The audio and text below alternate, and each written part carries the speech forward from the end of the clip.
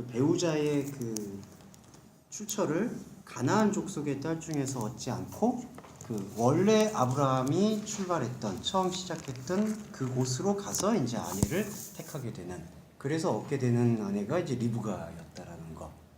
그 내용이 이제 주를 이루고 있고요. 그 다음에 몇 가지 이제 주목할 수 있는 단어들 좀 설명을 드리겠습니다. 그리고 이제 잠깐만 뭐 기초적인 건데 잠깐 설명드리면, 여기 이제 이 창세기 보시면은 뭐 죄송합니다, 다 아시는 건데 순서가 이제 이렇게 이쪽에서 이쪽이 아니라 이쪽에서 이쪽으로 일본 책처럼 이렇게 순서는 되어 있다. 그렇게 말씀드릴 수 있을 것 같고요. 그리고 몇 가지 요 1절에서 9절까지 보셨었을 때 좀 더 주목할 수 있는 단어 설명 잠깐 드리겠습니다. 1절에서 나이 많아 늙었고라고 번역이 되어 있는데요. 근데 요거는 이제 오늘 또 프린터를 같이 보시면 나오겠지만, 아브라함은 늙었으나 그 날을 계속해서 쫓았다. 그 정도 해석으로 하는 게 적합합니다. 그러니까 한글 번역과의 차이를 잠깐만 좀 대비하면서 설명을 드리는 게 좋을 것 같아서요.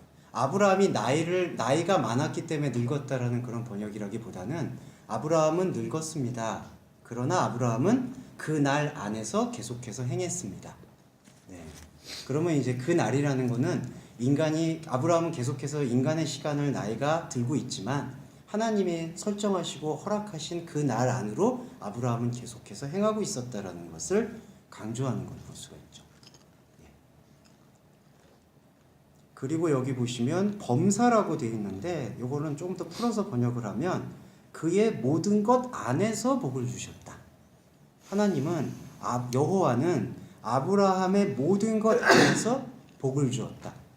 그러면은 여기서 우리가 주목할 수 있는 단어의 해석은 모든 것이라는 건데, 그 모든 것이라는 게 그냥 통상적으로 아브라함이 하고 있는 어떤 여기 한글 번역처럼 범사, 모든 살아가는 일들에 복을 주셨다라는 표현이 아니라, 여호와가 아브라함과 상관하고 있는 범사 모든 것이라는 것은 하나님과 동행하는 관계성으로서의 모든 것이라는 것, 그게 조금 더 집중되는 것 같습니다.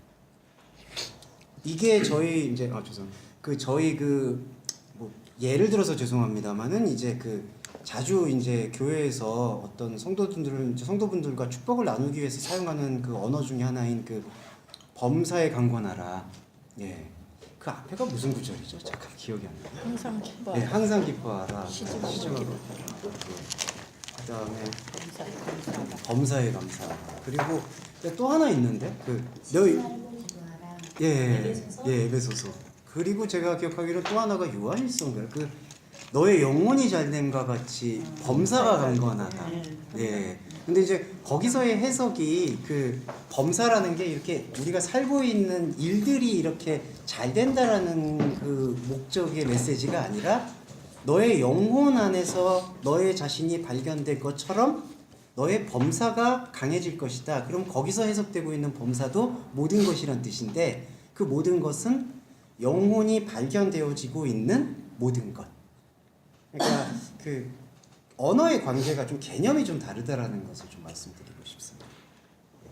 그래서 여기서도 범사의 복을 주셨다라는 게 아브라함이 뭔가 삶에서 뭐든 다 축복을 받았다 그런 표현이라기보다는, 아브라함이 여호와와 상관하고 있는 그 삶이 복을 받았다.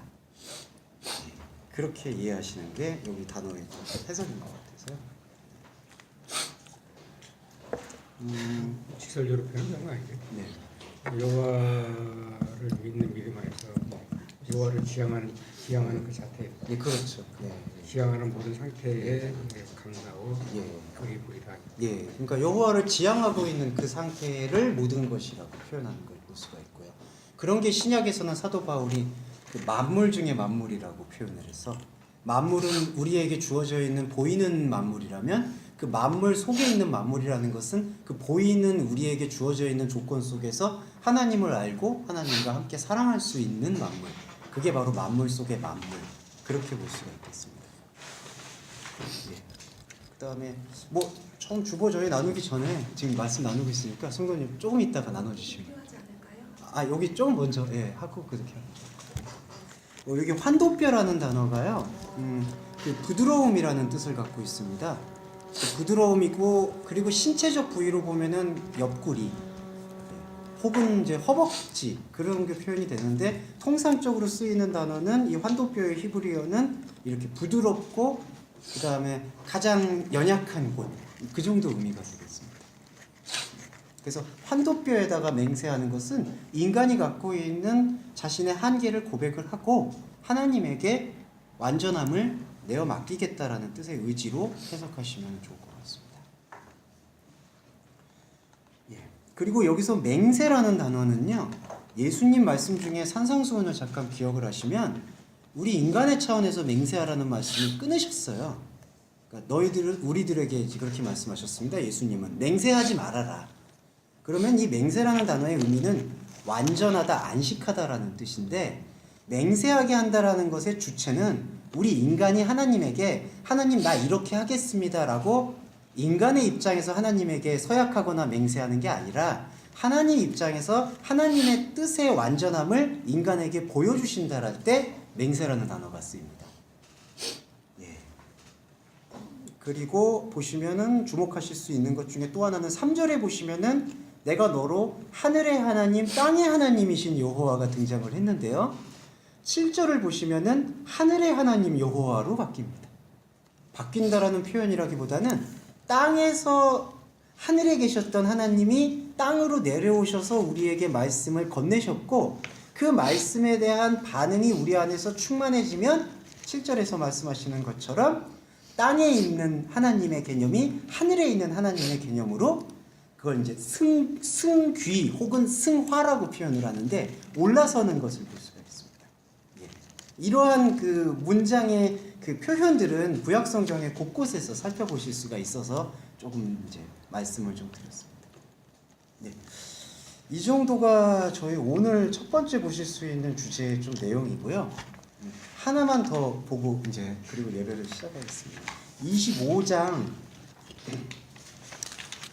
21절과 27절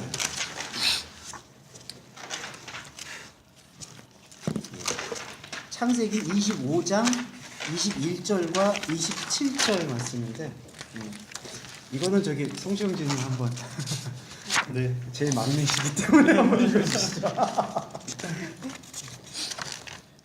이삭이 그의 아내가 임신하지 못함으로 그를 위하여 여호와께 간구하매 여호와께서 그의 간구를 들으셨으므로 그의 아내 리브가가 임신하였더니 21부터 29. 예, 21에서 저기 27절까지 읽어주시죠. 그 아들들이 그의 태 속에서 서로 싸우는지라 그가 이르되 이럴 경우에는 내가 어찌할꼬 하고 가서 여호와께 묻자온대 여호와께서 그에게 이르시되 두 국민이 네 태중에 있구나 두 민족이 네 북중에서부터 나누이리라 이 족속이 저 족속보다 강하겠고 큰 자가 어린 자를 섬기리라 하셨더라. 그 해산 기한이 찬두태에 쌍둥이가 있었는데 먼저 나온 자는 붉고 전신이 털옷 같아서 이름을 에서라 하였고 후에 나온 아우는 손으로 에서의 발꿈치를 잡았으므로 그 이름을 야곱이라 하였으며 리브가가 그들을 낳을 때에 이삭이 60대였더라. 그 아이들이 장성함에서는 익숙한 사냥꾼이었으므로 들사람이 되고 야곱은 조용한 사람이었으므로 장막에 거주하니. 네, 감사합니다. 어때요? 성경 읽어보시니까 좀 느낌이 어떠세요? 근데 목소리가 좋으셔서 예. 아, 네, 읽는데 콧물 나가지고. 한절기라서 고생하시는 거 알고 있습니다. 네. 자, 여기 25장에서는 어떠한 이야기가 나왔냐 하면 이제 리브가 역시 그 야곱과 에서를 잉태하는 과정이 마치 사라가 아이를 갖는 것과 같은 영적인 출생에 대한 것이 강조되는 걸 볼 수가 있습니다. 그래서 여기서 21절에서 잉태하지 못함으로라는 단어의 의미는 히브리적 의미는 뿌리채 뽑혀버렸으므로 이렇게 이제 이해하는 것이 적합하고요. 예, 그러니까 어떠한 우리의 그 기반 속에서 도저히 생명을 잉태한다라는 것이 불가능하다라는 것을 강조할 때 쓰이는 단어로 알고 있습니다.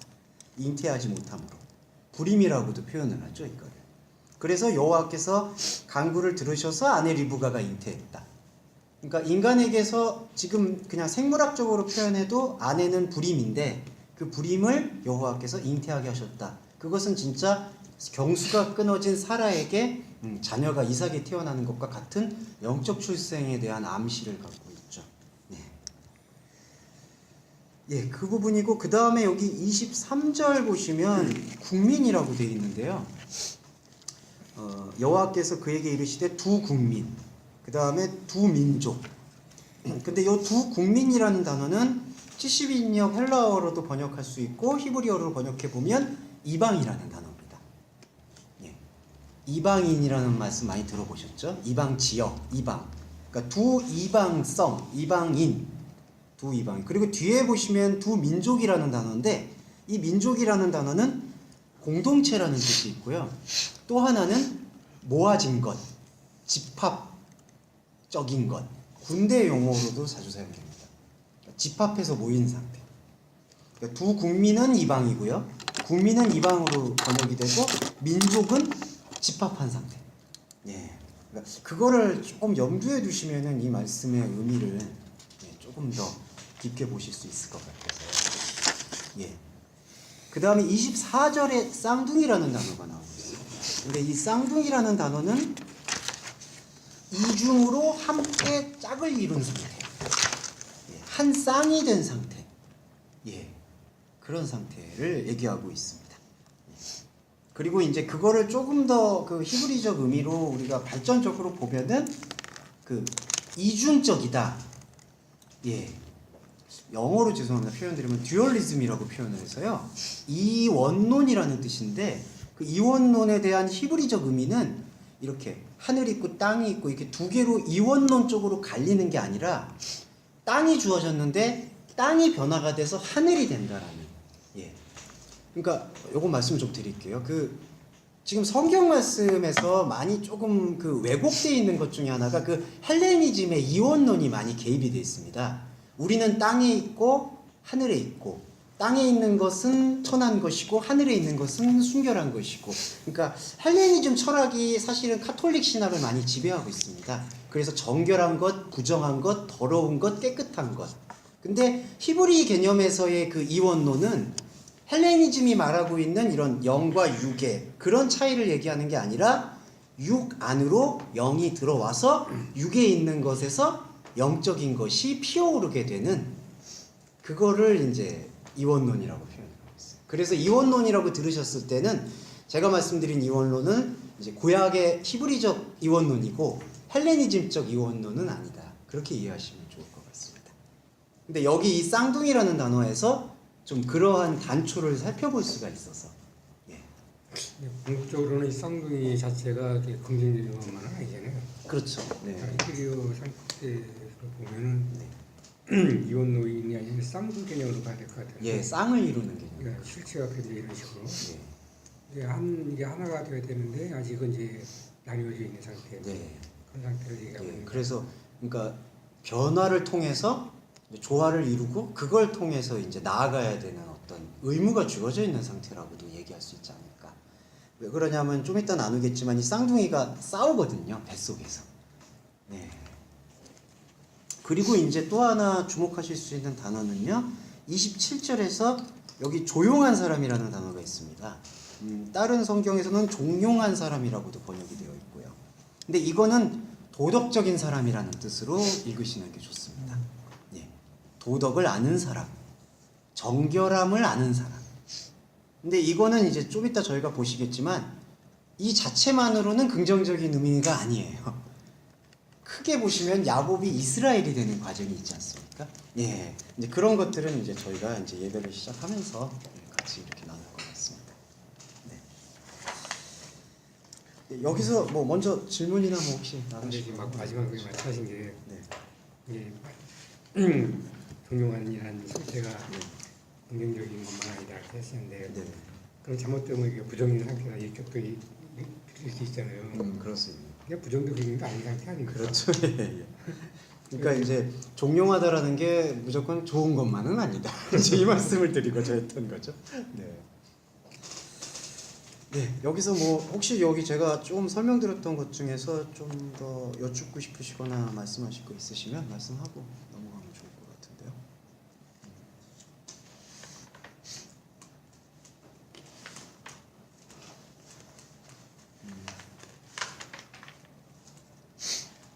없으신가요? 네. 그러면은 예배로 들어가겠습니다.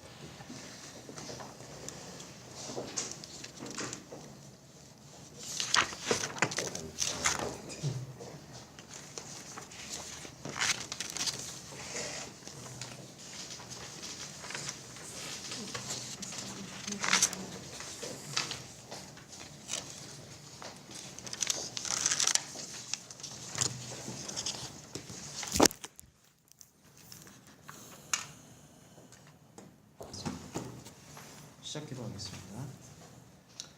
하늘의 하나님 여호와께서 나를 내 아버지의 집과 내 본토에서 떠나게 하시고 내게 말씀하시며 내게 맹세하여 이르시기를 이 땅을 내 씨에게 주리라 하셨으니 그가 그 사자를 내 앞서 보내실지라 내가 거기서 내 아들을 위하여 아내를 택할지니라. 아멘.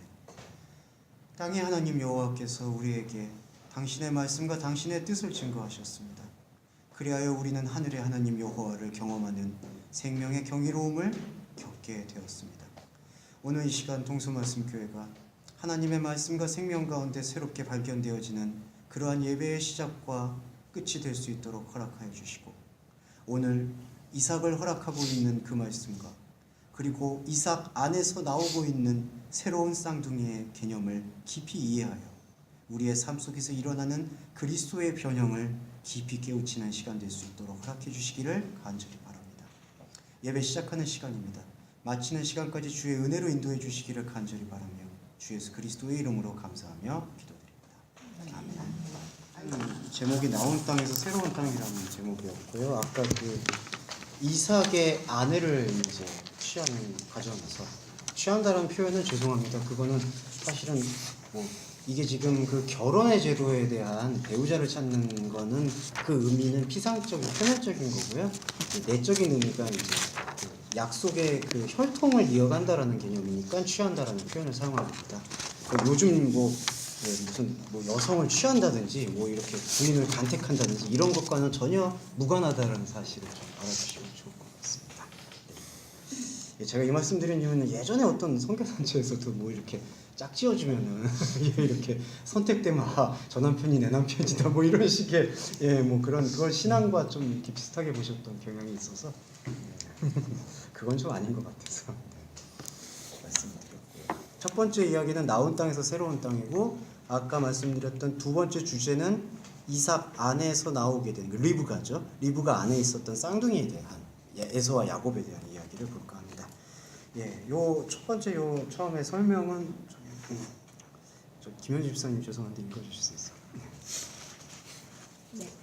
나의 나온 땅에서 새로운 땅으로 아브라함이 늙은 종을 불러 이삭을 위한 짝 배필을 찾아오라는 명령을 내립니다. 그런데 그 여자를 아브라함은 현재 길을 걷고 있는 가나안 땅이 아닌 자신이 처음 떠난 그 땅 본토에서 찾아올 것을 지시합니다.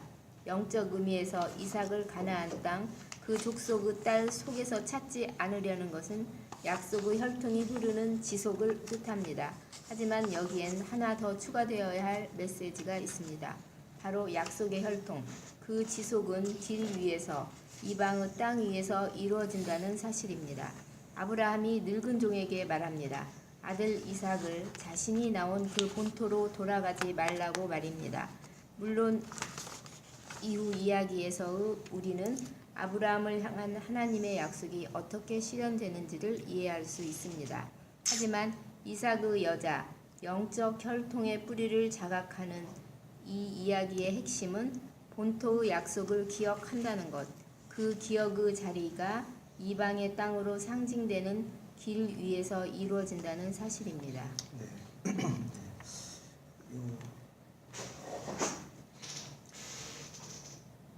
처음에 보시면은 여기서 이삭이 지금 아내를 아브라함이 여기서 늙은 종이라고 표현을 했습니다. 늙은 종에게 명령해서 이제 데리고 오라는 명령을 지금 내리고 있거든요.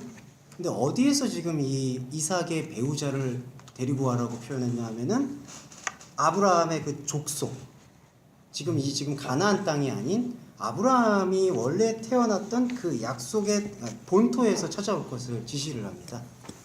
그 이야기가 갖고 있는 것은 제가 여기서 말하고 있듯이 약속의 혈통이 지속되어야 된다.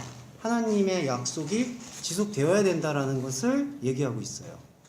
근데 여기서 또 하나 주목하실 수 있는 것은 늙은 종이 이렇게 얘기를 합니다. 여자가 나를 쫓아 이 땅으로 오지 않는다고 하면은 당신의 아들을 당신이 원래 있었던 그 땅으로 데리고 들어가면은 맞지 않습니까? 종의 생각이 그래요. 근데 아브라함은 또 그렇게 얘기하지 않습니다. 여기로 데리고 나와라. 예. 이게 무슨 얘기냐면 아브라함은 지금 가나안 땅을 살고 있는데 가나안 땅에서는 내 아들의 여자, 지금 여기서는 그 결혼 관계가 아니라 사실은 영적 연합의 관계를 설명하고 있었어요. 이삭이 약속의 혈통을 이어지는 것은 가나안 땅에서 찾는 것이 아니라 본토 친척 아비 집에서 찾으라고 하거든요. 근데 아버지 집에서 찾았는데 데리고 나오는 거는 바로 또 여기 가나안 땅이라는 것이죠. 네.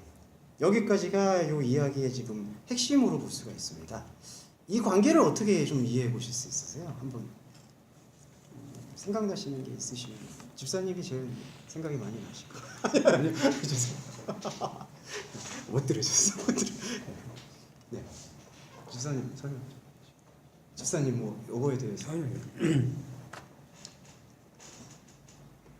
왜 본토로 되돌아가지 말라 그랬을까? 그거 네. 생각하고 있어요. 그렇죠? 지금 권사님 이해하시죠? 이거 지금 아브라함의 자기의 며느리는 가나안 여자가 아닌 자신의 본토 땅의 여성을 취해야 된다라고 얘기했는데 본토 땅의 여성을 취하는데 사는 장소는 가나안 땅이라는 거.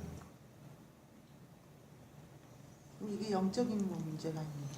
예, 그렇죠. 지금 이제 약속의 지속이 기념되어야 된다는 그러니까 뜻을 여기서 지금 얘기를 하고 있는데 중요한 건 약속의 지속이 이루어지는 장소가 본토 아비집이 아니라 가나안 땅이라는 거죠. 너의 본토 친척에 지금 떠나라고 네. 말씀하셨기 때문에 예, 그렇죠. 그게 약속이 예. 되려면은 그렇지. 떠나야 예. 되는 거예요. 그렇죠. 떠나야 되죠. 본토는 근데 떠나야 되니까. 그 혈통의 근원을 본토에서 찾는 거죠. 예. 그럼 여기 그러니까, 이방이라고 할 수 있는 게 본토인가요? 이방은 가나안 땅이 될 수 있을 것 가나안 같아요. 땅. 예. 그다음에 본토. 근데 이제 조금 더 복잡한 문제가 본토를 떠나야 되는 이유가 뭘까? 예. 아브라함하고 동일하게 그 약속을 받아야 되는 사람이잖아요. 그렇죠. 예. 그리고 그 약속을 계승해야 될 것이고 예, 예. 그렇지만 가나안은 예. 떠난 게 없잖아요. 가나안에서 만약에 음. 아내를 택한다고 하면은 예. 약속과 거기 약속의 장소잖아요. 사실은 그것에서 이루어질 장소인데 네. 그러면 변화가 없잖아요. 떠난 게 없이 그렇죠. 혼합이 될 수밖에 없잖아요. 그러니까 헷갈리고. 가나안은 그냥 흐르고 있는 상태고, 그러니까 여기서는 변화의 필연성 자체가 감지되지 않는 우리의 현실로 얘기하면은 인간이 갖고 있는 그냥 삶의 모습이고요, 가나안은. 근데 본토를 자각을 하게 되게끔 하는 게 약속인 것이고요. 근데 본토가 자각이 되면 이게 이제 제가 이 말씀을 드리는 이유가 이제 중요한 이유인데 본토를 자각하게 되면 그러면 본토에 있어야 되는 거 아니냐, 본토로 돌아가야 되는 거 아니냐. 그게 또 아닌 게 본토를 자각한 다음에 본토를 자각한 사람은 거기서부터 떠나서 다시 가나안으로 들어온다는 거죠. 그러면 가나안이 고영단 집사님 말씀하신 것처럼 이전에는 본토에 대한 인식이 없어요. 약속에 대한 인식이 없고 그냥 흐르는 상태인데 약속에 대한 인식을 했습니다. 약속에 대한 인식을 품고 살아가는 삶으로 전환이 된다는 거죠. 네. 약속이 언약의 말씀일 수 있잖아요. 예, 맞습니다. 그러니까 간단하게 이거를 도식적으로 얘기하면은 만약에 배선서님이 지금 인생을 살아가고 있는데 인생을 살아가고 있는 전도사님 안에서 약속이 자각이 안 된다라면 그냥 전도사님은 그냥 가나안 땅이고요. 죽어 있네요. 예, 죄송합니다만 예, 죽어 있죠. 근데 말씀을 통해서 약속이 자각이 되면은 여기서 자각이 됐을 때 인간이 갖고 있는 또 하나의 욕망은 뭐냐면 자각한 거기로 가기를 원해요. 마치 죽기를 원하는 것처럼 나 도저히 이 가나안 땅, 이 세속의 땅에서는 살고 싶지가 않다. 돌아가고 싶어요. 근데 다시 보냅니다. 약속을 받아서 다시 보냅니다. 그래서 또 인생을 살아가게끔 만들고 있어요. 근데 결국 가나안 자체가 목사님 네. 여기 좀 가겠습니다. 자세가 좀 안 좋게 얘기해 주세요. 괜찮아요. 몸이 좀 불편해서. 항상 그걸 말씀하세요. 이러고 있는데 내가 목사님 얘기를 내가 이러고 하잖아요. 그건 아닌데 아이고. 등허리 아파고요. 이게 아브라함이 본토를 떠나게 된 커피 거는 보였어요. 조상계로 배우면 안 우상 숭배하던 상황이었잖아요. 예. 그런 상황에서 벗어나와라는 게 이제 그때 약속을 받았기 때문에 순간적으로 이제 가난했지만 우리가 이제 약속 언약을 이거 잃어버리면 안 되기 때문에 계속 상기시켜 주는 것이고 예. 아브라함이 그 종에게 다시 이쪽으로 가지 말라는 거는 네. 다시 우상 숭배하는 그 종교 터전으로 지금 아브라함 들어가지 말라고 금지를 시키는 거 아니에요? 근데 거기서 또 하나 조금 복잡한 게, 근데 여기서는 이제 다시 그러면은 그 아버지 집에 가서 리브가를 택하라고 얘기를 하고 있거든요. 그 두 가지 모습이 있는 게, 가나안에서는 우상이 무엇인가를 자각을 못 하고 있는데 본토에서 자각하는 게 무엇이냐면은 우리 자신이 하나님과 대적하고 있는 존재라는 것이 자각이 돼요. 그래서 이제 본토 친척 아비집을 떠나게 되죠. 근데 지금 여기서의 좀 복잡성은, 여기서 떠났는데 이삭도 그것을 자각을 해야 되니까, 이삭도 그것을 깨우치고 느껴야 되니까 다시 본토로 들어가서 아내를 취하라는, 그게 바로 약속의 계승이다라고 지금 설명하고 있는 걸 볼 수 있습니다. 그러면 이거잖아요. 절대로 네. 다르면 우리가 알고 있는 가나안다는 적과 뿌리를 다르잖아요. 네. 그렇죠. 예. 이건 상식이 머리 다 들어와 있잖아요. 예, 그렇죠. 우리가 들어가야 될 땅으로 많이. 근데 이거 이런 말씀은 지금 거꾸로잖아요 지금. 예, 역순이죠. 축복의 땅에서 벗어나라 예, 이 말이잖아요. 예. 그럼 우리가 알고 있는 기본적인 성경 지식으로는 네, 내가 가나안을 들어 그렇게 애쓰고 모세 쫓아왔는데 네, 이 데려놓고 떠나야 되는 입장이 생기네. 네.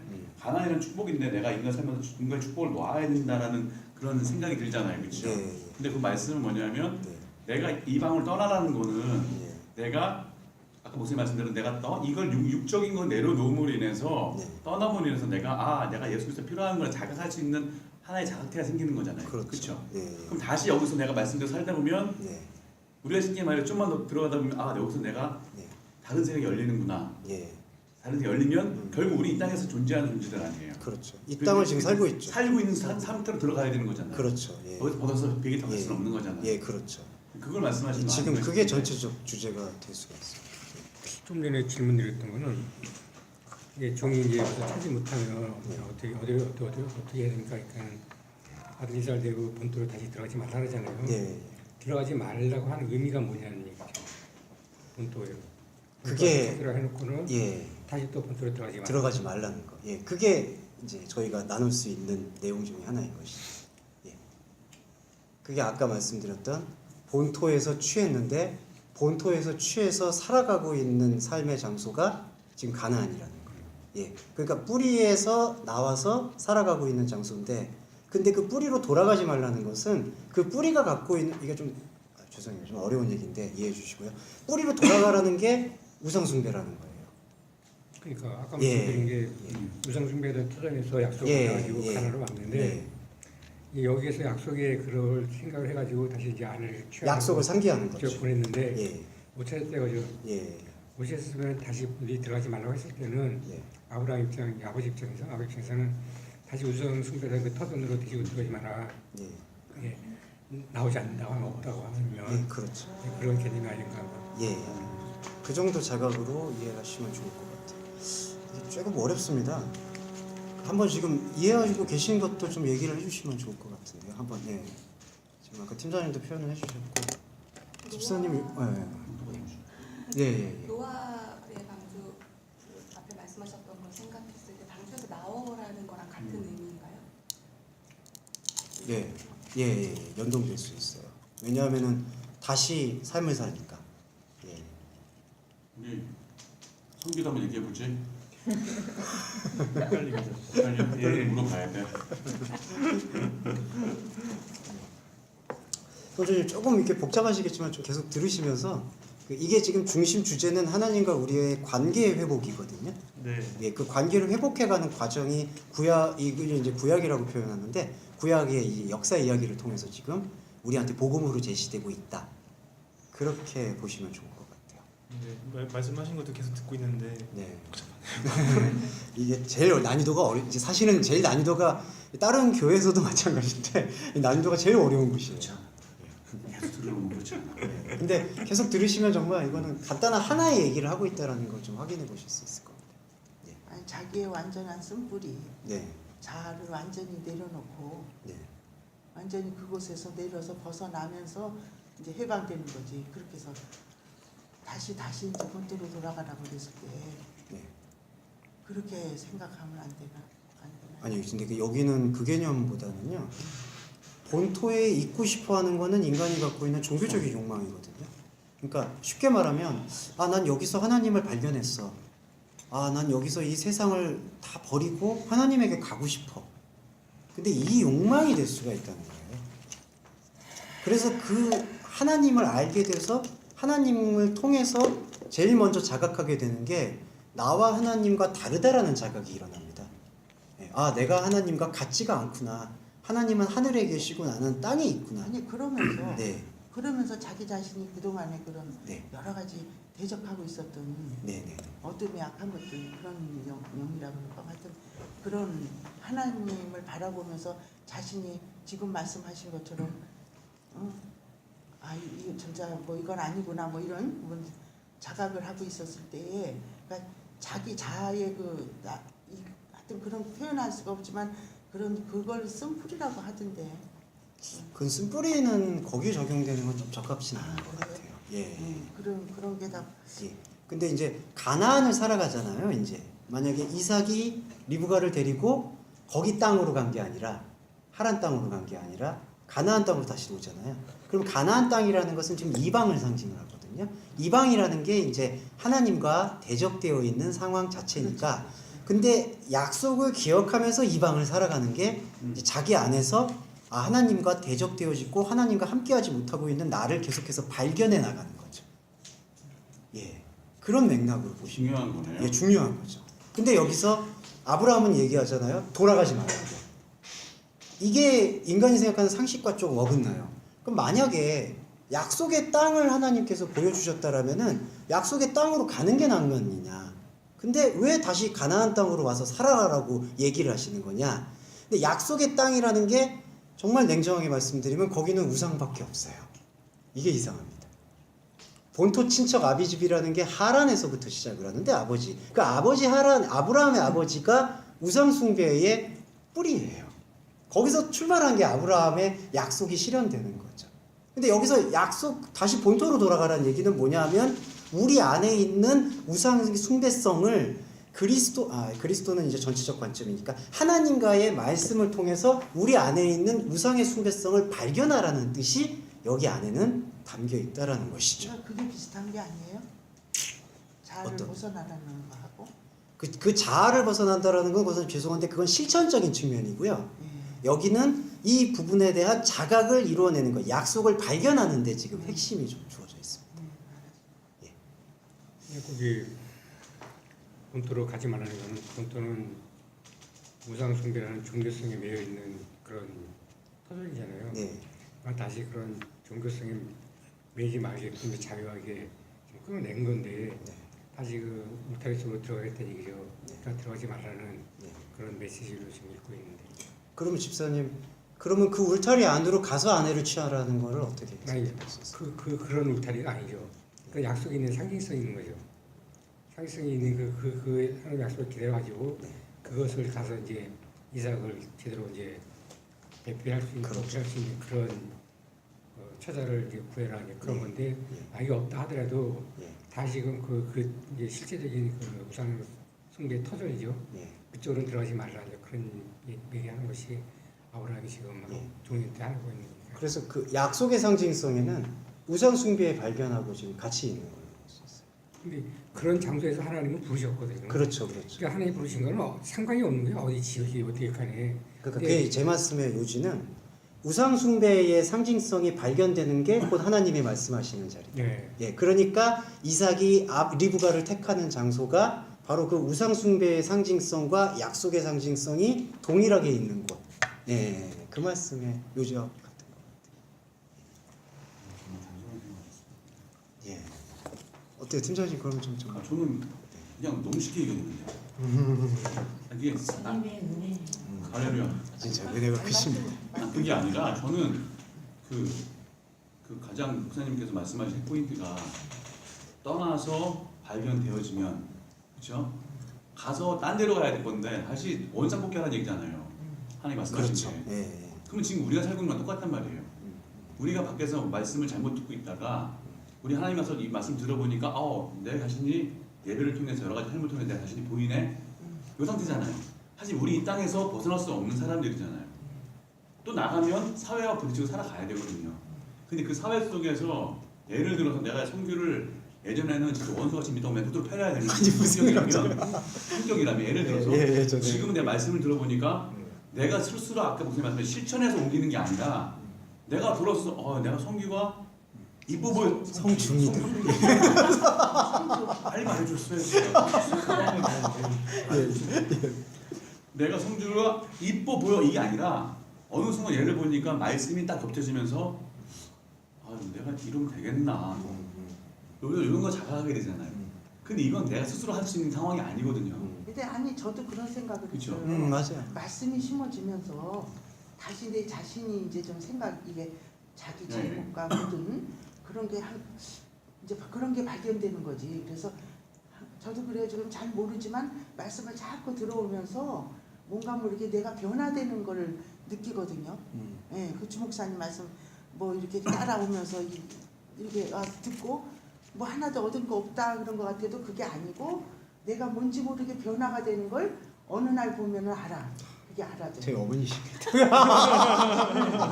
그리고 참 아들이 주목사님 말씀이 고마운 거지. 근데 오늘 보니까 아까 그렇죠. 제가 이제 재승불이라는 소리 이런 거는 뭐냐면 제가 다니는 교회에서 그쵸, 그 용어가 저희가 안 쓰는 그게 용어예요. 그 용어가 들어간 거예요. 제가 아까 지금 말씀하신 거가 제가 표현하고자 하는 건데 그거야. 그게 그거야. 예, 나는 그걸 어떻게 한대 주목사님은 본질본질 그러고 그러니까 나는 지금 우리 교회에서 아니 그게 저희한테는요. 전혀 틀려가고 저희한테는 무슨 말 하면 상처될까 봐 이거 아닙니다 말 안 해요. 근데 어머니니까 말하시는 거예요. 아니. 그래서 그걸 좀 이해해 주셔서 그러니까 나가면 예. 내가 이걸 똑같이 볼 때 내가 목사님 말씀하실 때 요한계시록에 뭐새 예수를 열린다는 이런 느낌을 좀 몰랐었는데요. 그게 좀 맛보니까 예배를 통해서라든가 여러 삶을 통해서 몇 프로 맛을 보니까 내가 세상을 보는 눈이 바뀌었구나라는 거. 예, 나오는데 내가 좀 생각되는 그거에 자체가 이제 좀 되겠죠. 변화가 되더라고요. 그리고 그냥 단어가 아니 말 자체가 어려워요. 이렇게 소설을 쓰다 보니까 아니 좀 그런가 봐요. 그런데 지금은 이제 그렇게 어렵진 않아. 교재 보세요. 교재가 너무 쉬워졌어요. 근데 이거 오늘 거는 좀 쉽고 그럼 못 받으신 거예요. 근데 이제 그렇게 말씀해 그러다가 이제 궁극적으로 나중에 종합적으로 이렇게 적다 보면 딱 아달이 되는 게 말씀을 마음의 심기에 들어가야 돼 일단. 그래서 이제 우리가 영의 몸으로 변화되어 가야 내가 변하는구나 그거야. 결과적으로 들어보면 맞습니다. 네 맞죠. 그래서 이 부분을 정리를 해보면은 하나님께서는 그러니까 우리가 역순으로 시작하면 인간은 가나안 땅에 지금 현재 있습니다. 근데 가나안 땅에 있을 때 지금 여기서 가나안은 이방을 지금 상징하고 있고요.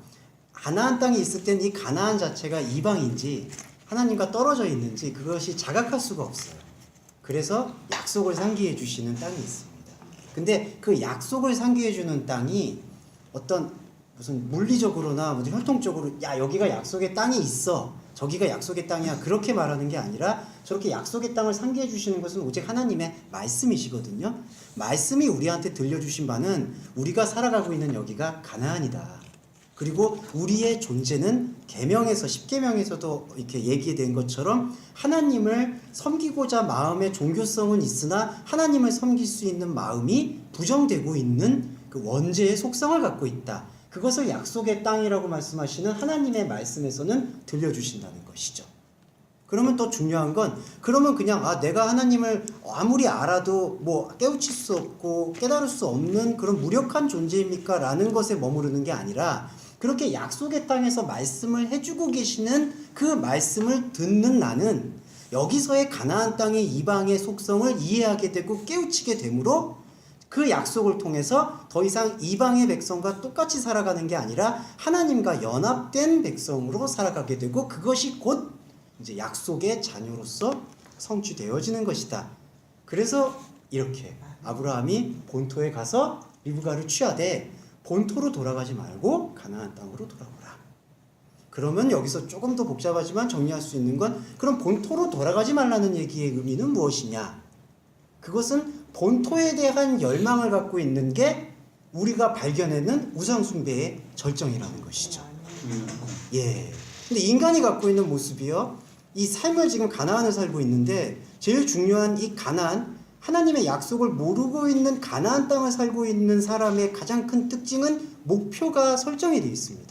그러니까 이 시간에 얽매여 있고 목표에 설정이 되어 있어서 계속해서 어딘가를 향해서 가고자 하는 것에 이제 휘말려 있음을 발견하게 돼요.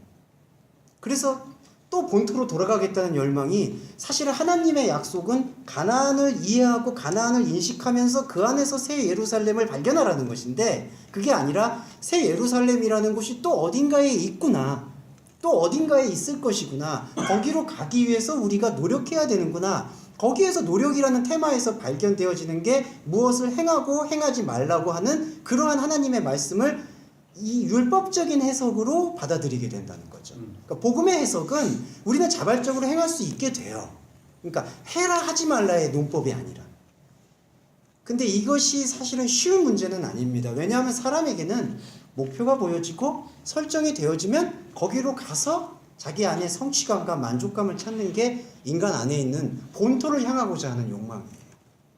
근데 우리는 여기를 살아가죠. 여기를 살아가면서 본토의 약속을 계속해서 상기시켜 나가는 겁니다.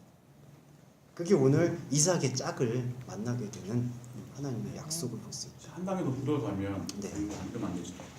아니요, 편히 앉으세요. 이게 아니라 네. 이게 자세가 아니라 얘기가 네, 그 한 단계 더 들어가면 여기서 네, 그 아내를 취하러 가잖아요, 그렇죠? 예, 다시 가나안 들어가서. 예, 그럼 그 아내라는 자체가 예. 여성성과 남성성을 또 구분할 수 있잖아요. 예, 그렇죠. 그렇죠? 거기 여기를 그 얘기를 들어갈 수 있겠죠. 예, 그렇죠. 거기에 파고들 수 있는 제가 무슨 말씀인지 말씀이죠. 알죠. 예, 예, 예.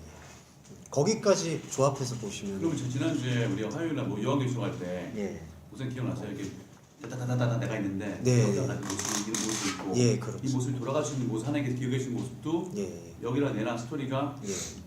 문맥이 맞는 얘기죠. 그렇죠. 예. 그러니까 가나안은 살고 있는데 가나안은 지금 이렇게 그냥 흐르고 있는 시간이 되고 하나님을 만나는 시간은 이 축의 시간이 새로운 축의 시간이 있는 거죠. 예.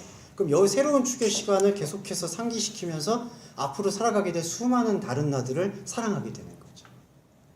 이게 집사님 저번에 결국 형제 사랑하는 것과 같은 의미. 결국 그게 새 예루살렘을 살아가는 저희 모습 아니에요? 예, 그렇죠. 그거를 우리가 유한한 이 육신의 몸을 갖고 있을 때 계속해서 성취해 나가는 것이다. 그렇게까지 보시면 좋을 것 같습니다. 그러니까 어둠을 살면서 어둠 속에서 네. 이 어둠이 아닌 빛을 그렇죠. 비로소 네. 알게 되는 그 예, 상황이라고 예, 맞습니다. 그러니까 봐도 될까요? 우리 이 히브리적 표현으로 우리는 밤의 존재거든요. 그 밤을 비출 수 있는 것은 우리가 우리 의지로 비출 수가 없고 이 별로 표현되고 있는 하나님이 보내신 자가 이 밤의 세계 속에서 예, 빛을 보여주시죠. 예. 그래서 예, 어두움은 가나안의 지속이고, 근데 인간은 현실이고요. 예, 예, 현실이고요. 인간은 근데 그 빛으로 나아가고 싶어요. 예, 근데 사실 빛은 인간이 그렇게 빛으로 나아가고 싶어하는 욕망에는 진정한 빛이 없어요. 하나님이 없고, 예, 이게 바로 범죄한 자 마귀의 속성입니다. 예, 계속 빛이 되고자 하는 거죠. 근데 빛은 사실은 우리 안에 없어요. 그러니까 빛을 이게끔 만들어 주시는 분이 우리를 창조하신 분이라는 것이죠. 예. 이게 저는 빛은 가장 없지만 이제 빛은 말씀이 예, 빛이라고 그렇죠. 예. 봐야겠죠. 그러니까 우리 안에는 빛이 없지만 네, 우리를 하나님. 사랑하셔서 우리 안에서 빛을 보여주셨던 거. 예. 네, 우리 어둠이 있어야 빛을 보잖아요. 네, 그렇죠. 자각하는 거죠. 예, 예, 이게 정확한 이해를 가지셨고요.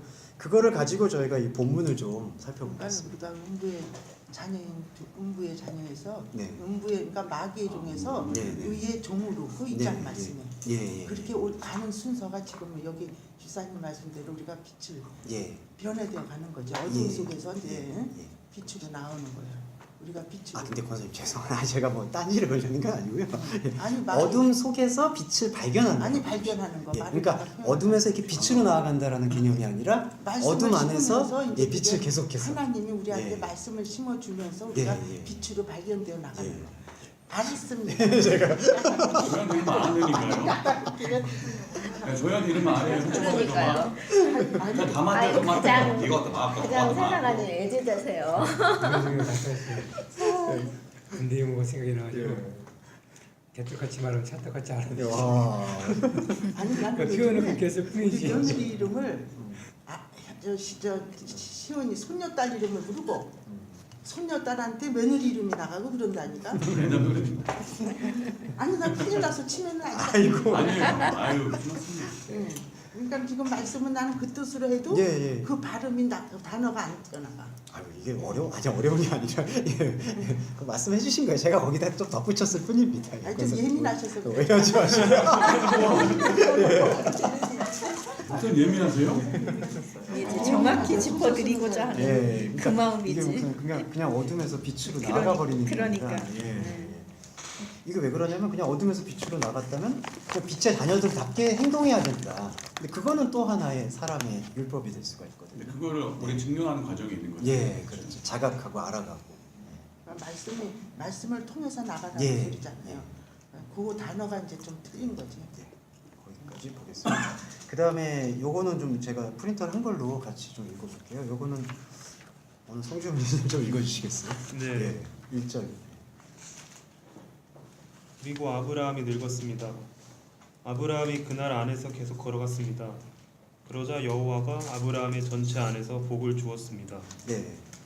아까 말씀드렸듯이 한글역은 나이가 많아서 늙었다라고 했는데 이거는 지나친 의역입니다. 한글 번역이 의역이에요. 그러니까 나이가 많아서 이제 늙었다. 아, 이렇게 늙었으니까 이제 죄송합니다. 자식 걱정 때문에 이렇게 또 이제 며느리를 이제 하는 그런 과정이구나. 근데 그거는 사실 인간적인 해석이고요. 여기서는 아브라함은 그냥 시간의 흐름에서 늙은 겁니다. 근데 아브라함은 늙었다고 하면은 아브라함이 뭐 100세든 120세든 살았잖아요. 아브라함이 늙었다라는 건 그렇게 인생 시간을 살았다는 얘기고요. 근데 아브라함은 어떠한 행위를 했냐? 아브라함은 그날 안에서 계속 걸어갔습니다. 그럼 여기서 그날이 뭐냐? 하나님과 상관하고 있는 날을 얘기하는 거죠.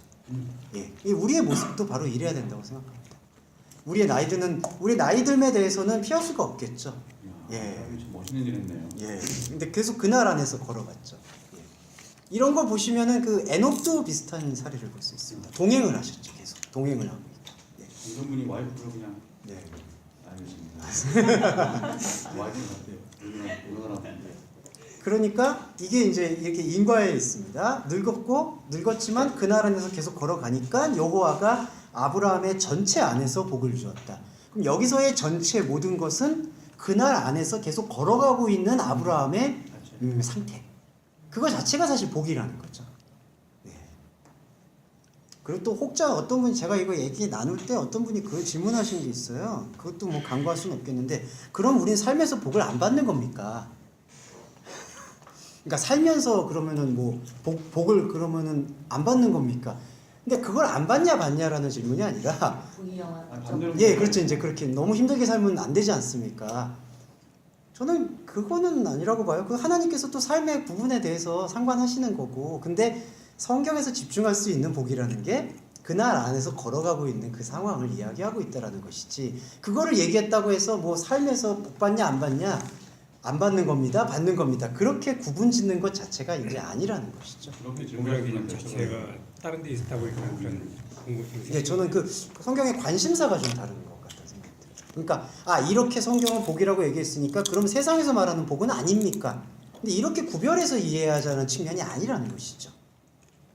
예, 그거는 조금 말씀드리고 싶습니다. 왜냐하면 세상에서 또 복을 추구하지 말아야 된다라는 기준이 생기잖아요. 이게 자칫 잘못하게 되면은 또 나는 세상에서 말하고 있는 모든 것들을 거부해야지라는 또 생각이 갖게 돼요. 거기 안에 또 하나의 미혹이 들어갑니다. 예, 그것까지 이해 좀 해주시면 좋을 것 같아요. 목사님 찬송가에 만복의 근원 하나님 있잖아요. 네, 예. 만복이란 거는 성경 말씀에 안 나오죠? 예, 아니죠. 안 나오죠? 예, 모든 것 안에 있는 뭐 그런 게 해석될 수 있겠습니다. 성경 말씀에 가장 큰 복은 영생의 복이라고 했어요. 그렇죠. 예, 영원한 생명. 네. 네.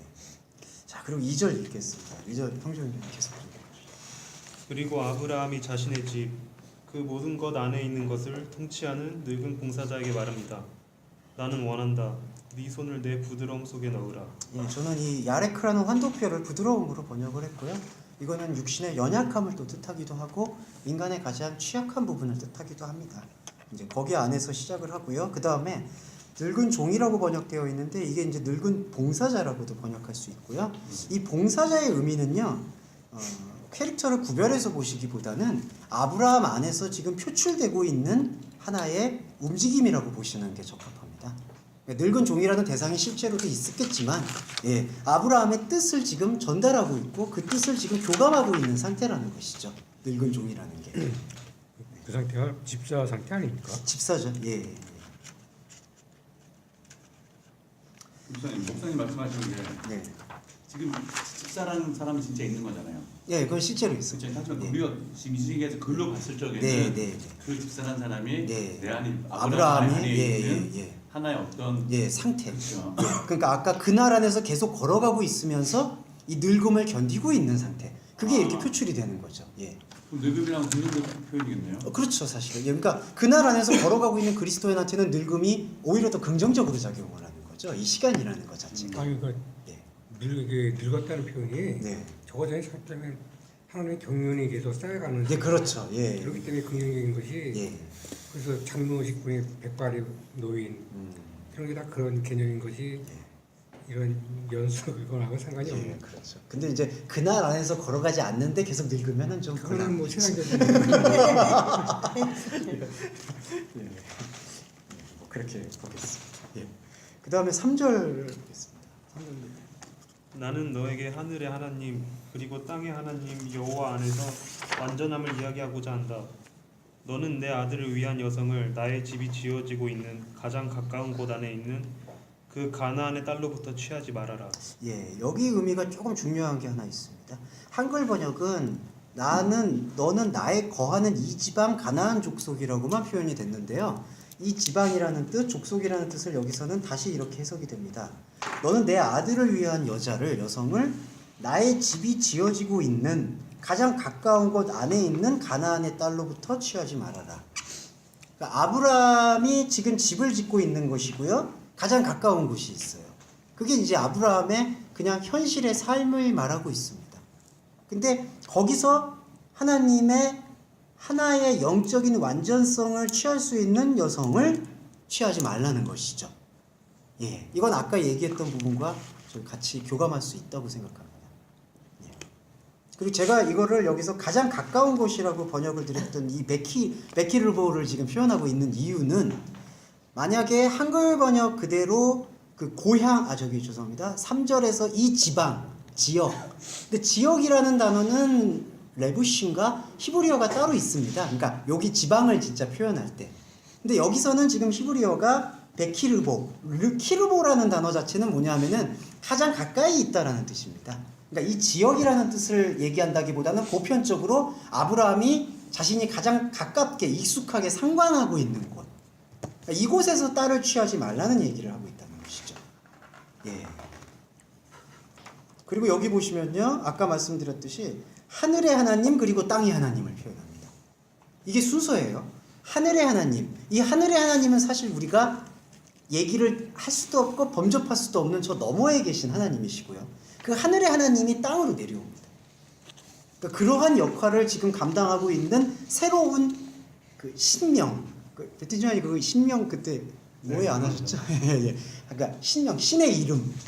그 신의 새로운 이름이 여호와라는 것이죠. 예. 그거는 저번에 안 들으신 분도 있으셔서 잠깐 설명드리면 여기 하나님이라는 단어는 엘로힘이잖아요. 엘로힘이라는 것은 선포되어졌다라는 개념이고요. 여호와라는 것은 지금 있다, 스스로 있다, 존재하고 있다. 하나님이라는 엘로힘은 그때 당시의 의미로는 존재 여부를 떠나서 계신 분이라고 표현되어져요. 존재하다라는 것은 이렇게 육신이나 유한적인 게 있다라는 뜻을 전제로 하고 있습니다. 그러면 엘로힘이라는 것은 사실 인간의 관점에서 붙잡을 수도 이름을 부를 수도 없는 분이에요. 근데 그러면 그 엘로힘이 우리가 어떻게 그 하나님을 부를 수 있게 되었느냐가 여기 중요하게 나타나는 게 여호와의 역할입니다. 우리 안으로 하나님이 우리를 사랑하셔서 우리 안으로 스스로 있는 자로 나타나신 게 여호와라는 뜻이죠. 그래서 여기서 하늘의 하나님, 땅의 하나님 여호와. 예. 그래서 우리는 말씀을 듣는 거죠. 말씀. 예, 그렇죠. 이게 신약적으로 그리스도의 신약적으로 역할과 그리스도의 동일한 역할. 거죠. 그러니까 하나님 한 분이서 성주 성도님 예. 하나님 한 분. 네. 예. 근데 이제 엘로힘 하나님 뭐 이렇게 예. 여호와 하나님 이러니까 두세 사람이 계신데. 예, 이건 그러니까 이런 두 명, 세 명 이런 개념이 아니라 아니 잘못하면 오해할 수가 있다니까. 예. 그러니까 우리가 엘로힘이라고 부를 수 있을 때 지금 유대교인들도 다 엘로힘을 부르거든요. 근데 유대교적 해석은 뭐냐 하면 엘로힘과 여호와를 동일시해요. 그래서 우리 민족에게만 엘로힘은 주어졌다라고 생각을 합니다. 우리 민족에게만 여호와는 주어졌고 그게 유대교적 해석이고요. 이거는 그런 개념이 아니라 로마 서신이라든지 바울 서신을 의하면 모든 자가 엘로힘을 부를 수 있는데 엘로힘을 부를 수 있게 되는 유일한 말씀은 어디에 있느냐? 독생자 그리스도 예수. 그걸 구약에서는 계속 예표하고 있는 게 바로 여호와의 개념인 것이죠. 그리고 그거를 바로 예수님께서 성취를 하신 거고요. 예, 그렇게 이해하시면 좋을 것 같습니다. 자, 그리고 4절은 그냥 넘어갈 수 있겠고요. 다음 장 넘어가셔서 자, 5절 읽겠습니다. 그 종이 말합니다. 그 여자가 나를 경험하고도 이 땅으로 나아오지 않으면 거기 당신이 나온 그 땅으로 당신의 아들을 되돌려야 하는 것입니까? 예, 그래서 한글 번역에서는 아들을 주인의 나오신 땅으로 인도하여 돌아가리까 이렇게 되어 있는데 여기서는 당신이 나온 그 땅으로 당신의 아들을 되돌려야 합니까? 그러니까 그 복귀, 회귀 그런 뜻을 갖습니다. 그러니까 되돌려야 됩니까? 예. 근데 여기 요거는 제가 읽을게요. 이삭을 돌아가게 한다는 것, 되돌린다는 이야기는 그리스도로는 메시지 절정과 맥을 같이 합니다. 영적 출생에 대한 자각이 일어나는 장소는 영적 출생지가 아니라 현상의 관계 다발로 얽혀있는 가나안, 아브라함의 현상세계입니다. 가장 가까운 곳에 있는. 그러니까 아브라함, 오늘 우리가 계속 그냥 살아가고 있는 상태. 여기서 사실은 하나님께서 말씀을 통해서 영적 출생지를 표현을 하셨다는 거죠. 근데요, 이것은 온전히 말씀의 지금 행위거든요. 하나님이 말씀을 하신 겁니다. 근데 되돌린다는 뜻은 뭐냐면요, 이게 달라요. 하나님은 약속을 하셨다라는 게 하나님 자신이 말씀을 하신 거예요. 그러니까 말씀 자체가 약속입니다. 근데 사람은요, 약속을 받았다라고 하잖아요. 그러면은 그 약속에 대해서 하나님은 말씀 그 자체가 약속인데 우리는 이 약속이면 어디로 가야 돼. 하나님께서 그 약속의 땅으로 가라고 명령하셨어. 차원이 좀 다른 거죠. 예. 그러니까 약속이라는 개념이 우리 사람이 생각하는 약속이라는 개념은 뭘 한다는 게 있잖아요. 제가 언제 가겠습니다. 언제 오겠습니다. 그러니까 그리고 내가 아들 삼겠습니다. 뭐 이런 약속이 있잖아요. 근데 이 구약과 신약을 거쳐서 하나님이 주시는 약속은 내가 너한테 말을 했다. 예. 그러니까 우리 사람들은 죄송합니다. 우리 사람이 저가 저는 말을 들었다라는 건 내용을 듣는 거잖아요. 당신이 뭐라고 나한테 말을 했어. 근데 우리가 본질적으로 들어가면은 사랑한다라고 고백을 하잖아요. 그럼 사랑이라는 거는 뭘 한다는 얘기가 아니잖아요. 깊이 들어가면은 그냥 내가 너를 보고 있다 이 뜻이잖아요. 말씀도 똑같습니다. 내가 너에게 말을 하고 있다. 그러니까 그럼 무슨 말을 했습니까? 명령을 주십시오. 이게 아니라 사람은 그렇게 생각하는데 하나님은 내가 지금 너를 내 백성으로 삼았다. 그냥 너는 내가 너와 함께 말을 하고 있다. 이거 자체가 약속입니다. 그러니까 여기서 지금 종이 말하고 있는 질문은 아브라함 안에 있는 생각과 동일한데요. 되돌려야 한다는 것은 뭔가 약속을 받았으니까 약속의 땅이 있을 것이고 거기 약속의 땅으로 가는 게 맞는 거 아닙니까?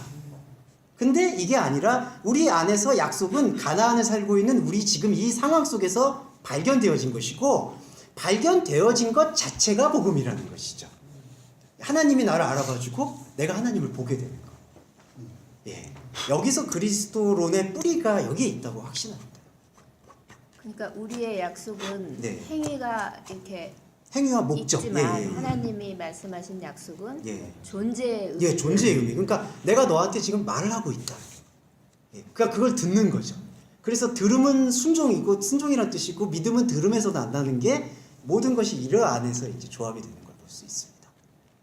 들음이 어떻게 보면 순종의 의미로 들음이 있고 히어링의 의미로 들음이 있는데 여기서 들음은 히어링의 히어링의 의미로. 예. 그리고 헬라어에서의 아쿠오에라는 단어의 순종이라는 뜻은 히어링의 의미가 같이 있습니다. 그러니까 그때 왜 헬라어에서는 그 아코에가 순종으로 됐냐면 제대로 듣는 거에 대한 걸 강조했기 때문에 들음을 순종하고 동일시하고 있고요. 순종과 지켜라도 어떤 상황입니까? 지키라는 것도 테레오, 바라보라는 뜻이 됩니다. 옆에서 바라보는 거죠. 바라보는 것. 그러니까 지킨다라는 것의 또 하나의 조금 오해도 계명을 지킨다라는 게 자신이 계명을 이렇게 지켜 나간다라는 의미로 이제 한글역에서는 좀 이해가 되는데 이 헬라어에서의 지켜라는 것은 주시하다, 바라보다, 주목하다. 그러니까 들음도 순종도 들음이라는 뜻, 지킨다는 것도 바라본다는 뜻. 그럼 이스라엘 백성의 입장에 네. 뭐좀 앞선 얘기일 수 있겠지만 그때가 시내산이 아니다 호렙산이죠. 모세가 올라. 모세가 하나님께서 큰 우리와 같은 목소리 말씀하시잖아요. 근데 우리는 이스라엘 백성은 너무 겁난 소리 못 듣겠다. 모세 통해 말씀하시고 그다음에 우리는 뭐랄까 우리는 명하세요. 우리 그걸 따라 지키겠습니다 말을 하잖아요. 그 맥락과 지금 같은 얘기잖아요. 그렇죠? 그렇죠. 볼 수 있잖아요. 그렇죠. 그럼 그때 하나님께서 말씀하신 건 언약 자체고 십계명 그 자체가 지킨다는 개념보다는 바라보다는 개념으로 가야 되는 거고. 그렇죠. 그렇죠. 그건 우리 하나님께서 주신 약속인 그냥 말하는 게 자체잖아요.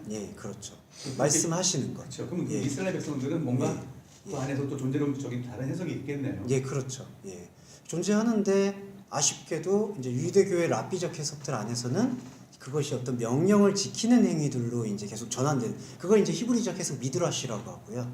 근데 아쉽게도 이제 기독교와 캐톨릭이 그런 유대교적인 전통에서 재해석을 해야 되잖아요. 그게 바로 신약을 주셨던 목적인데 재해석을 하기보다는 우리는 구원은 받았고 근데 구약에서 이렇게 명령이 적혀 있으니까 이렇게 행하는 거야. 근데 그거는 중간에 통합적 관점이 좀 결여되어 있는 거라고 볼 수 있어요. 구약이나 신약이나 전부 to be 상태이지 to do의 상태가 아니거든요. 근데 거기다가 이제 to do로 나가려고 하니까 자꾸 문제가 생기는 거죠. 그리고 흔한 종교 괴물다고 그리고 레위기에 보시면은 수많은 규례들이 나오잖아요. 이게 왜 나오느냐? 이게 중요한 게 하나님과 우리가 듣는 자, 말씀 나누는 자로 살아가게끔 하기 위한 삶의 방치들이라는 거예요. 이게 좀 개념이 다릅니다. 그러니까 여러 가지 규례들을 지켜서 하나님과의 관계를 유지하는 게 아니라 하나님과의 들음의 관계를 더 원활하게 하기 위해서 지켜나간다는 거예요. 그거는 다음에 조금 더 레위기 저희가 나눌 때 설명을 좀 드리겠습니다. 이게 좀 완전히 개념이 약간은 달라요. 그래서 지금 말씀을 약간 드려요. 6절하고 7절은 이건 읽어주시죠. 성준이 힘드시죠? 아니요. 괜찮아요. 선물 들어갔어요. 아니, 목소리 좋으니까 여기 아주 감동 것 같아요. 낭독이 힘이 너무 좋으려 행복하고. 그러자 아브라함이 말합니다. 너는 행하여 내 아들을 그곳으로 되돌리지 말아라. 하늘의 하나님 여호와가 내 아버지의 집과 내가 낳은 그 땅에서 나를 택하셔서 나에게 완전함으로 말씀하셨다.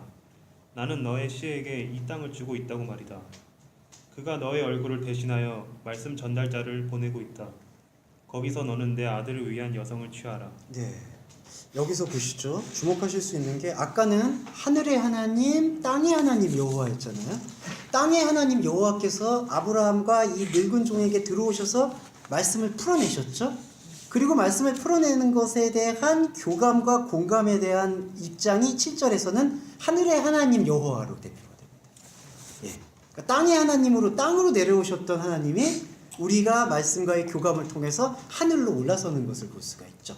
이것은 구약의 여러 구절들에서 찾아보실 수가 있어요. 하늘의 하나님, 땅의 하나님으로 시작했다가 하늘의 하나님으로 바뀌죠. 그 다음에 여기서 이 하늘의 하나님 여호와가 이 말씀을 하셨죠. 나는 너의 씨에게 이 땅을 주고 있다. 그럼 이 땅은 어느 땅일까? 가나안, 이건 되게 중요합니다. 가나안 땅도 아니고요. 가나안 땅이 아니어서 원래 본토의 땅도 아닙니다. 눈으로 보이는 땅을 얘기하는 게 아니라 하나님께서 말씀하고 있는 그 말씀의 현장을 얘기하고 있다는 것이죠. 아까 같이 가고 있는 그 땅 아닙니까? 가고 있는, 우리가 지금 살고 있는. 근데 이 살아가면서 여기 눈에 보이는 현상 세계가 그 땅이 아니라 말씀으로 상관하고 있는 그 상태가 땅이라는 거죠. 이게 결국 새 예루살렘으로 이제 딱 합장이 됩니다. 그 여기서 씨는 그리스도를 대표하고 있고요. 그 그 다음에 좀 어렵지만 좀 저희가 묵상해야 될 게 8절입니다. 8절 마지막으로 좀 읽어주시죠. 만일 그 여자가 너를 쫓아오려고 하지 않는다면 나의 완전하게 하는 인식은 너에게서 소멸될 것이니 오직 너는 내 아들을 그곳으로 돌려 세우지 말아야 한다. 예. 내 아들을 그곳으로 돌려 세우지 마라. 그것이 강조가 되었고요. 또 하나는 이게 좀 어려운 표현인데 이게 신적 가정법입니다. 그 얘기는 무슨 뜻이냐 하면 이러한 일들이 있다라는 거예요. 무슨 얘기냐면 쫓아오려고 하지 않는 여성이 있다는 얘기입니다. 예. 쫓아오려고 하지 않는 여성은 어떻게 발견이 되느냐? 이게 어려운. 제가 설명하기 어려워서 죄송합니다. 가나안이 발견이 됐잖아요. 가나안이 어떤 의미로 발견이 됐냐? 약속의 생명을 발견해서 저 약속을 발견하니까 내가 가지고 있는 어떤 하나님과 다른 목적주의적인 행동들은 우상숭배이고 오직 우리는 하나님의 말씀하신 그 자체에서 이 가나안 땅을 걸어가고 있구나. 이 자각이 일어나게 되잖아요. 그러면 하나의 자각은 내 안에 하나님이 기쁘시게 할 수 있는 게 없었고 하나님의 말씀을 통해서 내가 하나님의 기쁨을 발견했구나 하는 자각으로 가나안 땅을 걸어가고 있는 내가 있는데 그 가나안 땅으로 걸어가고 있는 나의 눈에 앞으로 있는 다른 나들 계속해서 그 하나님께서 말씀하셨던 약속의 땅을 말씀하신 그 자체로 보지 않고 목적과 행위와 결과로 보게 되는 나들이 존재한다는 거죠. 그게 바로 이삭을 쫓아오려고 하지 않는 여자들입니다. 예. 그러니까 이 상태에서는 맹세가 무력화되는 거예요. 나의 완전하게 하는 인식이라는 게 맹세란 뜻인데 나의 완전하게 하는 인식은 너에게서 소멸된다라는 겁니다. 이건 무의미하다는 뜻이에요.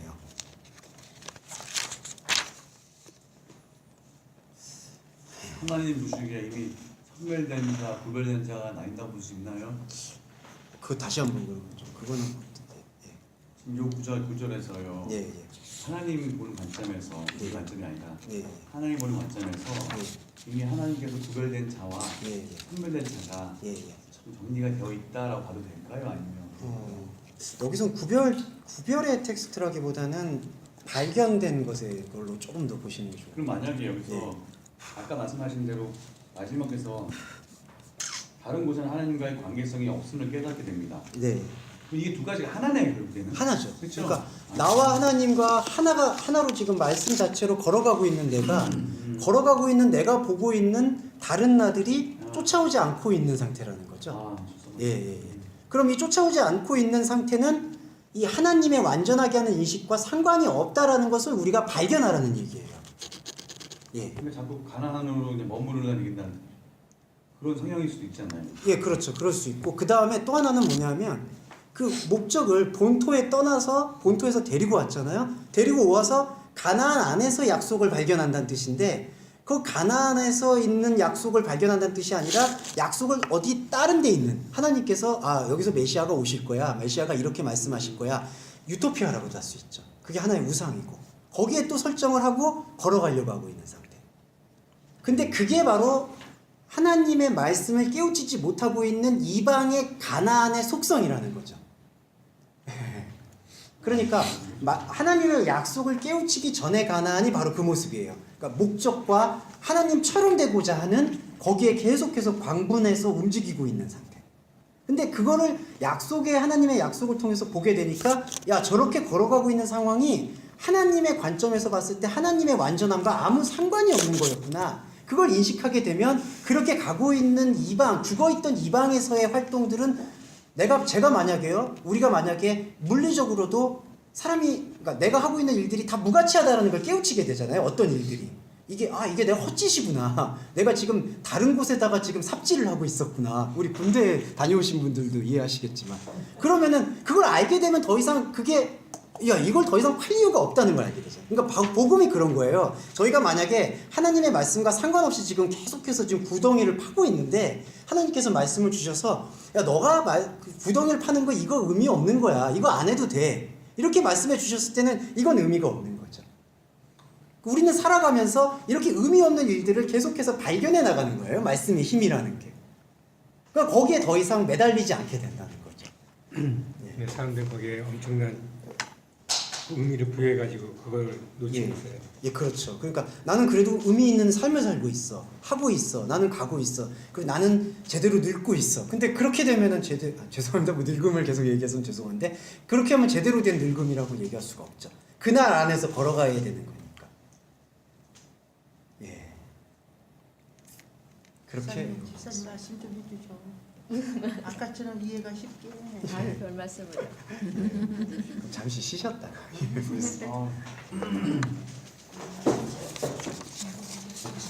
특별해서 음식은 너에게서 소멸될 것이라 했는데 네. 그래서 너는 누굴 여기 그 종에 대한 종 자체가 전달자인데 예. 전달이 이런 인식이 의미가 없어질 것이다라는 종에 대해서 예. 그러니까 쫓아오지 않고 있는 그 여자들이 존재한다는 것이고 신적 가정법이거든요. 그러면은 쫓아오지 않는다라는 것은 이제 가나안 안에서 말씀을 경험하지 않으려고 하고 있는 다른 욕망이 사로잡혀 있으니까 그건 맹세의 의미와 그 서로지 않으려고 하는 자들에 대해서는 이 인식이 소멸될 것이다. 이거는 이해가 가겠는데 예. 처음 와서 좋은 장점이 종에게서 이 인식이 사라진다고 하니까 그 종에게서 사라진다기보다는 아마 실제는 그렇지 않으려고 하는 어떤 게 있었냐면 종에서 그걸 알려줘야 되는 그런 의미가 있는 그렇죠. 계속 종은 이제 전달을 하고 있는 거죠. 그러니까 말씀의 역할이라는 게 이걸 받아들임으로써 우리가 계속해서 어떤 허상을 쫓고 있는 우상을 쫓고 있는 영들을 이제 무의미하구나라는 것을 계속해서 저는 인식하고 서울대 가야 되는데 근데 그때 좀 믿으면 그게 복받아 애들이 또 외워하는 거지 이 사람은 공부 부족하면 뭔가 좀 승리 내가 도와주겠다 이런 생각 있잖아 고등학교 때 연애 불리고 막 이런 거 있잖아 약간 그치? 무의식적으로 그치 이렇게 따라가고 싶은 생각 그런 교회 있었어 그러고 5년 있다가 네. 그냥 몸이 확 안 좋아져갖고 잠도 안 자고 설쳐돼갖고 너무 열심히 했어 그래서 몸이 안 좋으시다. 그래서 암에 걸렸어 그렇게 암이 있지? 건강한 암 간암 간암이요? 이미 재발도 4번 났어 완치를 판정 났는데 그게 다시 완치가 없어 나는 가는 경화에서 여기 딱 닦으셔야 돼 옥수수 뺏은 거로 안 되냐 여기 아니 뭐 묻었어요 뭐 여기 묻었어요 알겠으면 이렇게 다니면 안 돼요 하지 마세요 그렇지, 가지고 오세요. 야 들고 가세요 깡이랑 못 먹고 자라 갖다 이게 드려요. 가져가야 깡냉이 돼. 위에 여기도 있네요. 깡냉이 MSG 들어갔나 봐 달달해 약간 카라멜 같은 거 그치. 녹여가지고 그거 사카린 사카린. 그런 거 들어가. 그래갖고 그 지난 작년에 목사님 만났거든 네. 그 전에 이제 김성수 목사님 설교를 한 2년 들었거든 네. 우울증과 자살의 연속이었지 그 2년이라는 시간이 나에게 죽고 싶었거든 진짜 사람이 자살하는 이유가 왜 그냥 싶은 줄 알았어 계속 그 치료 받으면서요. 치료 받으면서 사람이 암이라는 자체가 딱 너한테 들어오잖아 네. 그거에 대한 아무것도 안 보여 나 삶이 여기 끝이구나 라는 생각 다리가 푹 떨리면서 그러고 와서 또 항암 치료를 급수 항암 치료 받잖아 항암 치료는 온몸에 가도 간에서 들어가거든 근데 간이 아니라 흡수가 안 되는 거야 여기다 지금 거기서 쏘는데 보통이 그냥 지옥이구나 저희 친할아버지도 저 어릴 때 간암으로 돌아가셨어요. 술 많이 드셨구나 네. 나도 술 옛날에 많이 먹었어 음. 호수만큼 먹었어 저희 친할아버지 그렇게 드시거든요. 그래 간암 어릴 때. 근데 술은 아니고 나는 간은 좋아하는데 갑자기 스트레스 때문에 한국 이태리에서 한국에 들어와서 다음 주죠. 스트레스 처음 알아가지고 이렇게 해서 그 그거는 4년을 편하게 2년 동안을 진짜 매일 걷고 싶었다니까 근데 이게 진짜 반대가 안 스트레스를 되는 계속 아니요 전혀요. 근데 다음 주 그러니까 교회에서 내가 5년을 같이 청년 모이실 얘를 수 가르치면서 다음 주는 또 학교도 준비 출강하고 가족이 못 애들 온다고 가르치는데 하고 교회에서는 다 율법을 오지 지키는 못해요. 교회야 어쩌니 뭐 그러니까 지키라 예. 집 팔아서 헌금해라 이런 계속 교회야 다 오지 그냥 못하니까 부원론이라든가 이런 게 다 아무 오는 상식이 없이 날로 무조건 오시면 교육제가 좋은데 들어가고 막 이게 잘 안 맞더라고요.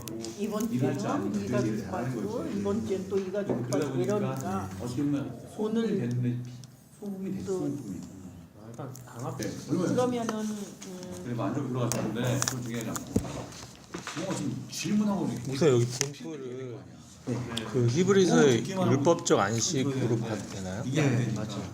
그러니까 본토를 떠나야 되는 게 사실은 필연성인데 근데 본토가 약속이라는 거거든요. 흡사한 거예요.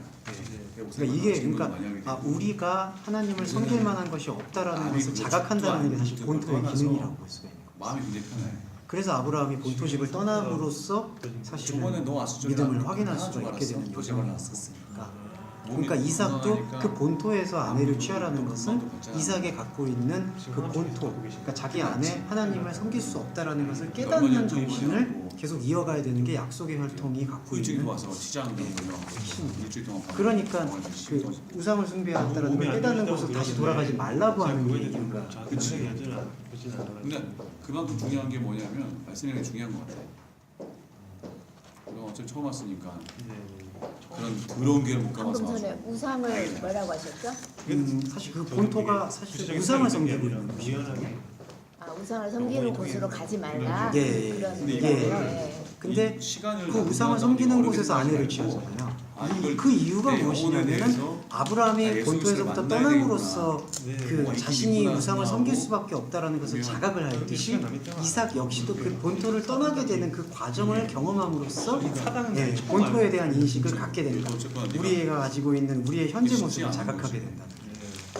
저희 사실 주의해야 되는 게 처음 자리에 대한 인식 네. 그것이 필요. 네, 그러니까 우리가 어디에 있었는가에 처음 자리. 근데 그게 계속 그랬는데 저는 근데 이쪽으로 그러니까 하나님의 약속은 그냥 우연한 기회 나는 네 하나님이고 너는 내 백성이다. 예. 그거 하나뿐인 것 같아요. 예, 이 성경 전체에서 네. 나는 너를 사랑하고 있다라는 것만 근데 그 사랑이라는 게 우리가 뭔가를 행하는 것 상태는 아니고 하나님께서 우리한테 약속해 주시고 발견해 주셨던 그 좋으신 모습이 느껴지니까 저도 인격이 기분이고 나머지 그래서 약속의 땅이라고 할 때 가나안 땅을 약속의 땅이라고 하기도 하지 않나요? 네, 동의. 저는 근데 본토가 약속의 교회 뭔가 땅이라는 재미없다 저는 이게 무슨 아니 일인지 근데 모르겠어요. 여기 가는 거기 나중에 출애굽한 다음에 가나안 갈 때의 그 다양한 교회를 가나안 다녀본 것도 자체도 아니고 사실 되게 입체적인 거죠. 여기 지금 살아가고 있는 그것도 가나안과 있잖아. 동일시가 되는 거죠. 나중에 예. 느낄 거야. 아 내가 실제로 정말 가나안이나 처음에 잘 배웠구나. 단지 잘 배웠구나라는 생각. 본토나 똑같은 이제 마음판이 마음판인데 네, 저는 어떤 마음판이 교회랑 교회 교회 전체 속에 처음 종교에 매여 있었던 거겠냐 아니면 그때 거기서 이게 우연히 벗어난 어머니 통해서 우리가 알게 여기 또 하나님이 우리가 또 이제 어머니를 많이 알고 아시니까. 있는 그래가지고 그래서 우연하게 이제 과정을 얘기하는 거예요. 사실 네가 별 생각 없었는데 세상에 대한 한계에 있었으면 뭐 이런 거야. 필연적이라고 봐야겠네요. 사실 이 본토를 떠나는 거나 가나안 땅에서 뭐 어떻게 된 선입견이나 그런 것들 자각을 하는 그게 이제 하나님의 창세전 예정이 있었는데 그리고 우리가 그걸 이제 말씀을 통해서 발견을 할 때 그래. 이제 믿음이 사람의 인격이 움직임을 중요해. 발견하게 됩니다. 그래서 아 일단은요 중요한 게 말씀보다도 약간 착해야 돼. 아니야. 근데 말씀 좋고 사람 인격 들어오면 인격도 괜찮아. 근데 교회가 말씀 제대로 안 가르치면은 근데 말씀 이게 중요한데 나중에 보면 내가 데리고 아 살 목사는 거다. 말씀만 잘 전하는데 내가 데리고 살 거다는데 인격성 갖다 못 떴어. 인격은 교회 돈 다 헤쳐먹고 기질들 다 하고 그건 인격이 아니야. 말씀을 모르는 그렇죠. 사람들이. 그런 그냥 말씀 모르는 목사가 참 많아. 아니 저거는 그런 말씀을 안 잘하죠. 이제 목사가 모르지만 우리는 지금 이제 학원에서 모이고 있잖아. 이게 교회야. 아 교회라고 생각해 진짜 만나 교회가 다가 아니야. 근데 송정현님이 되게 성숙하시고 이해력이 빠르세요. 얼굴이 성숙하죠. 얼굴이 어릴 때부터 태어날 때부터 어릴 때부터 아이고 무슨 말씀? 아니 나이 먹으면 좋아 너 그러면. 맞아요. 근데 아니, 되게 근데 나중에 돈 왜요? 세신자를 그렇게 가보세요. 아니 나를 보는 그러지 않더라고. 아니 그 나이 아까 먹고 40%. 이 말씀을 읽는데 나는 어떤 생각했냐면 왜 이렇게 방송국에서들 이렇게 앉아서 다 대화를 하는 부장인데 뭐 어려운 게 뭐 없겠냐마는 이건 더 어렵습니다. 맨날 어렵죠. 죄송합니다. 제가 아마 설명하기가 어려워서 그런 것 같습니다. 용서해 주시고 예, 용서해 주시고 잘 좀 간단하게 읽고 오늘은 10분만 좀 초과하겠습니다. 죄송합니다. 예, 예배 시간을 좀 초과할 테니까 10분 정도 초과할 것 같습니다. 예, 이거 좀 읽어주시죠. 저기 목사님. 네. 네. 목사님. 예. 이번에 제가 아니군요. 너무 성전님. 약속의 두 자녀 아브라함의 아내 사라가 육적 출생자를 잉태하지 못하듯 이삭의 아내 리브가 역시 육적 출생의 불임을 경험합니다. 이는 약속의 자녀가 이어나가는 영적 혈통의 절대 주권이 창조주 하나님에게 있음을 선포하는 영적 증거입니다. 그런데 창세기 족장사의 주요 테마는 그 약속의 자녀가 갖는 확장의 깊이에 주목하게 합니다. 처음 이삭에게서는 에서와 야곱과 같은 두 민족 테마가 등장하지 않습니다. 하지만 이삭, 야곱, 요셉 모두 약속의 자녀에게서 나타나는 현상들입니다. 그중 야곱은 약속의 증거로서의 자녀 중에서 에서라는 외연성을 넘어서서 내면의 종교성을 극복하여 이스라엘이란 영적 전환의 절정을 맞이해야 하는 그리스도인의 약속의 자녀로서의 변화상을 적절히 보여주는 선명함이 오롯이 담겨 있습니다. 결론은 하나입니다. 약속의 자녀 안에 담겨 있는 이방적 속성이 오직 약속의 주체가 하나님에게 있음을 입증한다는 사실입니다. 네. 약속의 두 자녀에서요, 우리가 좀 주목해서 보실 수 있는 게 이 지금 창세기 이걸 족장사라고 얘기하는데 창세기 1장에서 11장까지는 원역사라고 해가지고 이제 그 인간의 보편적인 상황을 설명했다면은 그 두 족장사는 이제 그 이스라엘의 민족에 대한 설명을 하고 있는데 이제 주목하셔야 되는 게 아브라함, 이삭, 야곱, 요셉이 나오잖아요. 근데 이 야곱에서는 쌍둥이가 나옵니다. 에서와 야곱이 등장을 하고 있습니다. 그래서 우리가 이 문장이나 그 문학의 기법상 히브리 문학에서는 그 이야기의 주인공을 중심으로 캐릭터가 기능한다. 무슨 뜻이냐면 여러 가지 역할들이 있는데 모든 역할들은 그 주인공을 중심으로 주인공의 내면의 상태라든지 주인공의 의지를 설명하는 데 쓰임받는다. 그러니까 되게 조금 억울할 수 있죠. 어떻게 보면은. 그래서 구약을 읽으실 때 조금 오해하지 않으셔야 되는 게 뭐 갑자기 뭐 2만 몇천 명이 전염병에 걸려서 죽는다든지 뭐 그런 어떤 우리가 상황 인간적인 눈에 봤을 때는 되게 잔인해 보이고 도대체 왜 저런 일을 허락하셨을까 하는 일들이 있는데 그런 것들은 그게 지어진 이야기라는 뜻이 아니라 하나님의 말씀과 뜻을 설명해 주기 위해서 역사 안에서 일어나고 있는 사건을 이제 차용하고 있다라는 뜻이죠. 여기도 마찬가지로 제가 말씀드리고 싶은 건 에서와 야곱이라고 등장을 했을 때에는 에서와 야곱이 이렇게 따로 떨어진 상황이 아니라 야곱이 이스라엘이 되기 위해서 보여지고 있는 하나의 양상이라는 것이죠. 예, 그거 이해가 좀 되시죠? 그러니까 그 두 명이 아니라 하나였다 이런 뜻을 말씀드리는 게 아니라 분명히 쌍둥이 형제였는데 이걸 통해서 말씀하고자 하는 바는 야곱이 자신 안에서 하나님을 발견해 나가면서 이스라엘로 변하는 데 있어서 에서는 사람의 외연을 뜻하고 있고요. 야곱은 조금 이따가 설명을 드리겠지만 인간의 도덕심과 종교심을 상징하고 있습니다. 근데 그게 없이는 또 안 되죠. 인간이 무언가를 믿고자 하는 마음이 첫 출발점이죠. 근데 그 출발점의 믿음을 가지고 행위하면 행위할수록 창세기 원역사에서 말하는 것처럼 우리는 하나님을 알려면 알려고 할수록 인간이 갖고 있는 범죄한 자의 원죄성에 연루가 되니까 계속해서 하나님을 알려고 하지만 하나님을 계속해서 대적하는 모습밖에 보이지가 않는구나. 그거를 계속해서 깨우쳐 나가는 과정이 에서의 모습 속에서 야곱의 종교성이 잉태되고 야곱의 종교성을 통해서 하나님과의 상관성을 통해서 비로소 이스라엘을 회복하게 되는 과정.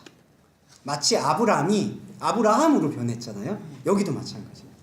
그러니까 에서와 야곱을 따로 떼어놔서 에서는 그냥 미친 것처럼 막 사냥하고 들에서 놔두는 사람이고 야곱이 원래 선택받은 사람 이런 개념이라기보다는 야곱이라는 틀의 안에 에서가 담겨 있는 것이죠.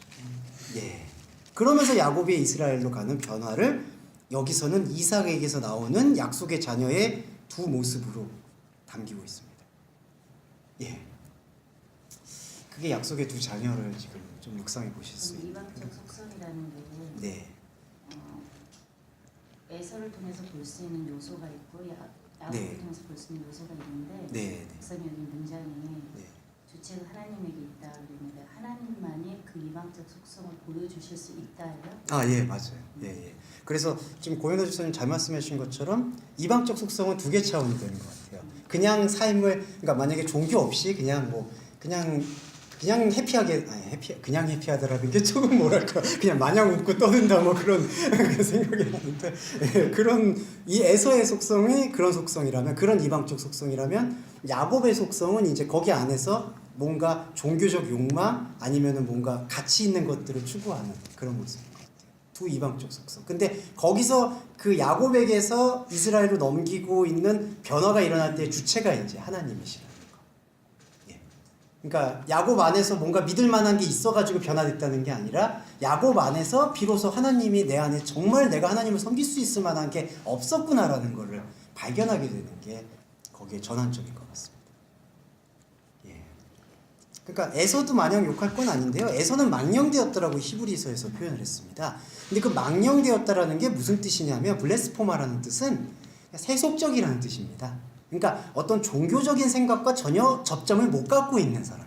에서의 망령됐다라는 거는 그게 어떤 도덕적, 종교적 그런 것과 상관없이 그냥 피지컬하게 움직이고 있는 그 사람 자체를 얘기한다는 거죠. 예. 그것도 잘못된 거죠. 그러니까 뭐 안에 있는 그 속성이라는 거는 예. 우리 보편적인 모든 종교성에 해당되는 종교들이라고 하면 네. 윤리 도덕을 추구하는 그런 정도의 모든 종교를 말하는 것인지 아니면 네. 하나님을 안다 하고서 예. 그런 종교성까지 저는 율법적인 것을 얘기하는 것인지 예, 그 후자 쪽이 조금 더 많은 것 같습니다. 그러니까 에서 안에는 그냥 일반적 종교성이라고 표현, 그냥 돈을 번다든지 가족을 섬기고 우애를 가진다든지 그러니까 일반적으로 우리한테 그냥 주어져 있는 부모 공경, 자식 사랑 그런 것들 그게 아마 에서의 틀로 저는 읽히고요. 야곱은 이제 그 안에서 우리가 이게 전부가 아니야. 하나님을 찾아야 돼. 근데 하나님을 찾으려고 하는데 그것이 인간이 갖고 있는 선악의 욕망으로 계속해서 비춰지고 있는 모습을 야곱이 사다리 비유를 통해서 사다리 경험, 그 다음에 라반의 집에서 취하는 경험, 여러 가지 이제 경험들을 통해서 회복하게 되는 계기를 볼 수 있겠습니다. 예. 자, 뭐 그 정도로 보시고 뭐 또 부연해 주실 거 혹시 있으시면 질문 있으시면 혹시.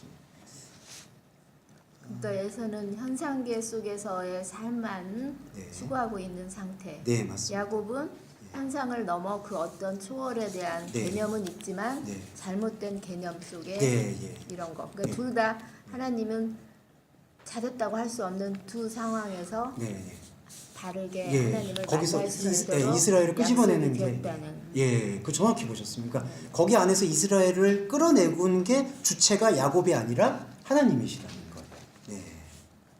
그러니까 저희는 그런 말씀을 취함으로써 우리 안에서 이제 저희가 시작점은 여기 모이신 이유와 목적이 에서에서부터 이제 야곱으로 들어간다라고 이해하시면 좋을 것 같아요. 저 자신도 마찬가지고. 그러니까 하나님이 뭔지를 알고 싶다.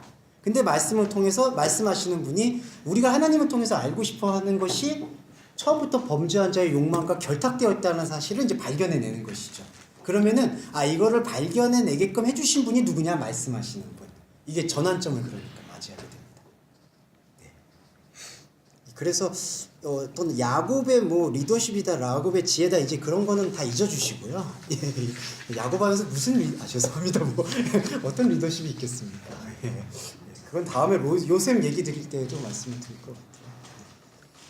자, 그러면은 본문 권사님 하시는 말씀. 아니면 지금 집사님 말씀이 너무 좋았어. 정리를 정말. 별 말씀. 딱 집어서 얘기를 하시죠. 예. 목사님. 그 고집사님도 잘 짚어주신 것 같아요. 여튼 목사님이 그냥 에서가 그냥 그거 아니라는 거 잘 짚어주신 것 같습니다. 우리 목사님 걱정입니다. 지금. 예리한 거 잘하시네요. 예리한 질문을 잘하시네요. 예.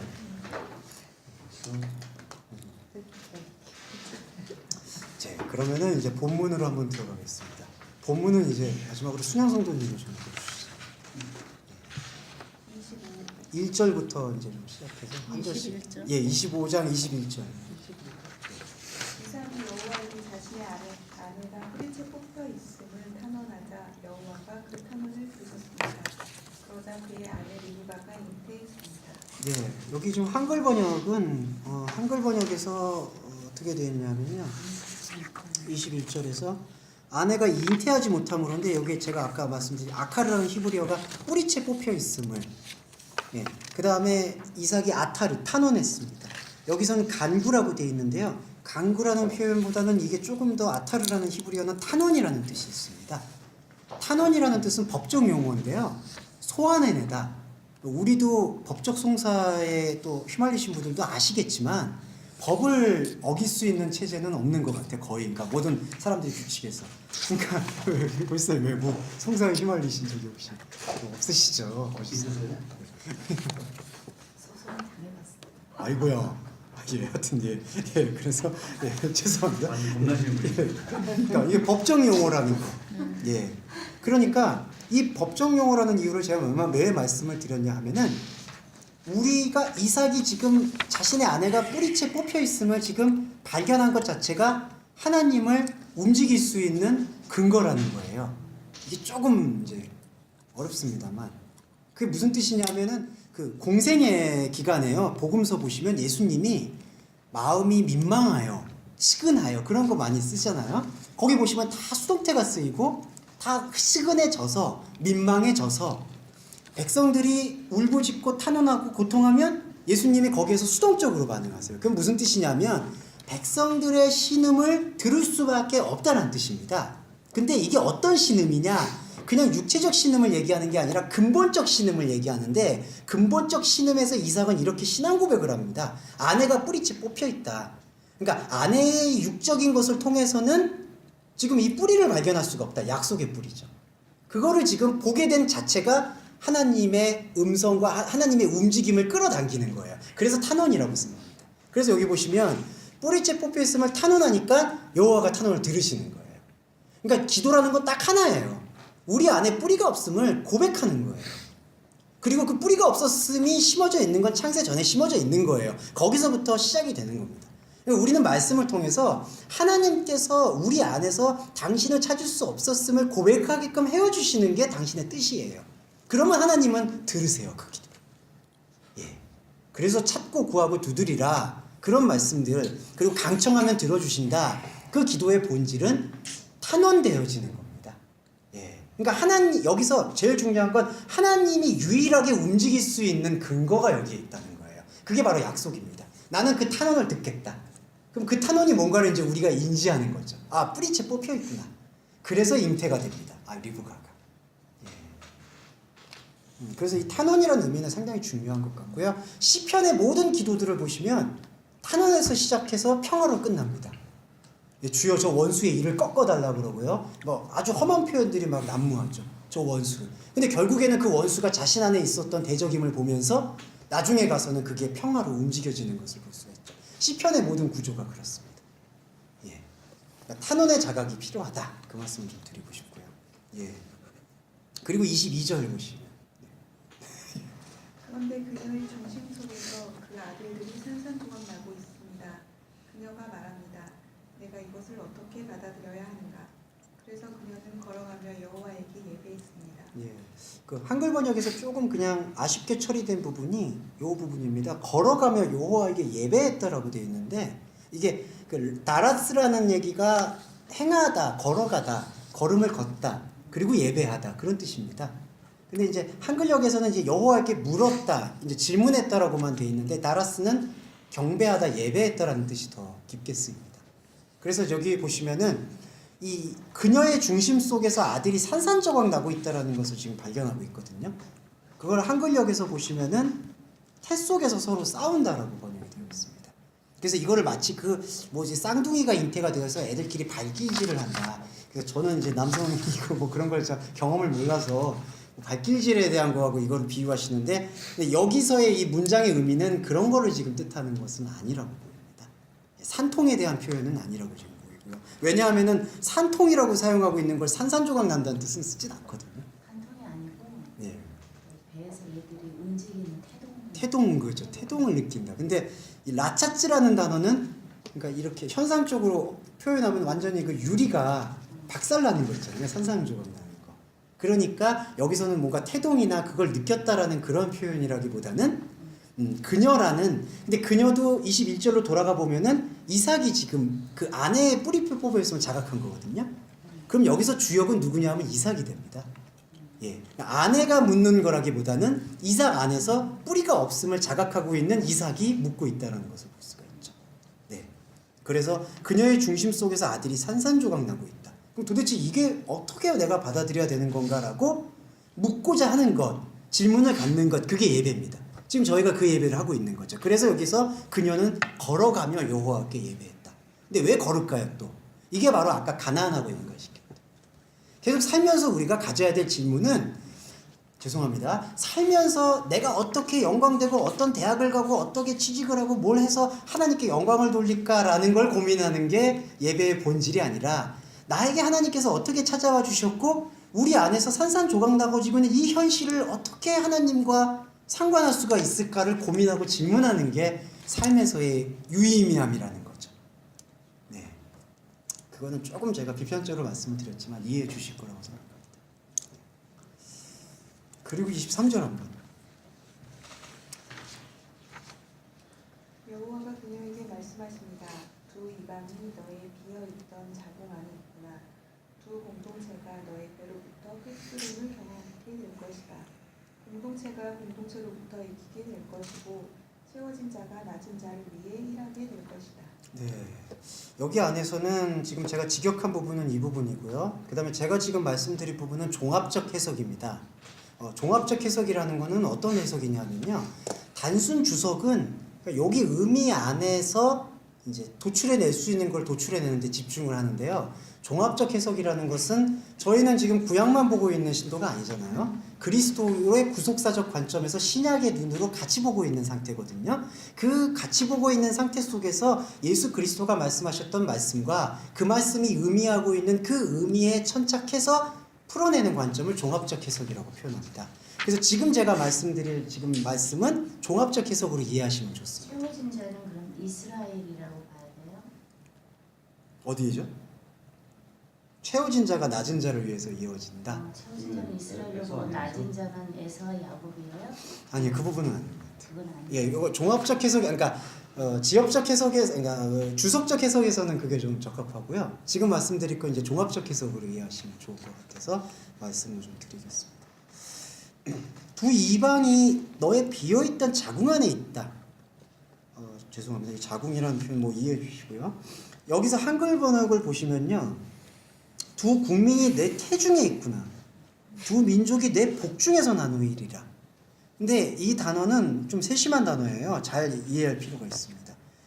비어있는 자궁이라는 건 베텐이라는 단어인데 이거는 여성 명사입니다. 여성 명사는 수용이에요. 받아들인다는 거. 이거는 이해하고 계시죠? 예. 여성 명사 받아들이는 겁니다. 뒤에 보시면은 너의 배로부터의 꿰뚫음. 배라는 단어, 꿰뚫음이라는 단어는 남성 명사입니다. 그러니까 배라는 단어가 지금 남성 명사가 쓰였어요. 그러니까 이런 문장을 보시면은 해석을 하지 않으면 좀 어려워요. 그러니까 지금 리브가한테 지금 얘기하는 거는 베텐이 맞거든요. 여성 명사. 근데 이거는 너의 배로부터라고 했을 때 이 배는 남성 명사입니다. 복부를 상징해요. 이제 신체 기관으로 보면. 예. 그러면 여기서 의미하는 것은 어떤 의미이냐? 남성성과 여성성과 남성성의 관계가 수용과 일어섬의 관계로 이해하시면 좋을 것 같아요. 그러니까 여성 명사가 갖고 있는 특성은 받아들입니다. 말씀을 받아들여야 되는 입장. 근데 꼭 그것이 말씀을 받아들이는 것만이 아닐 수가 있겠죠. 여러 가지 다른 것을 또 받아들여서 이제 로마서 표현을 빌리면 그게 전 남편이 마치 자신의 남편인 것처럼, 사마리아 여인 비유에서도 5 남편이 자신을 지배하고 있는 것처럼. 그러니까 어떤 것을 수용하냐에 따라서 이 여성성 안에는 이제 다른 것이 담길 수 있고 진리가 담길 수 있겠죠. 그런 맥락에서 이 여성성은 남녀의 구별이 아니라 모든 사람이 받아들일 수 있는 하나의 여성성.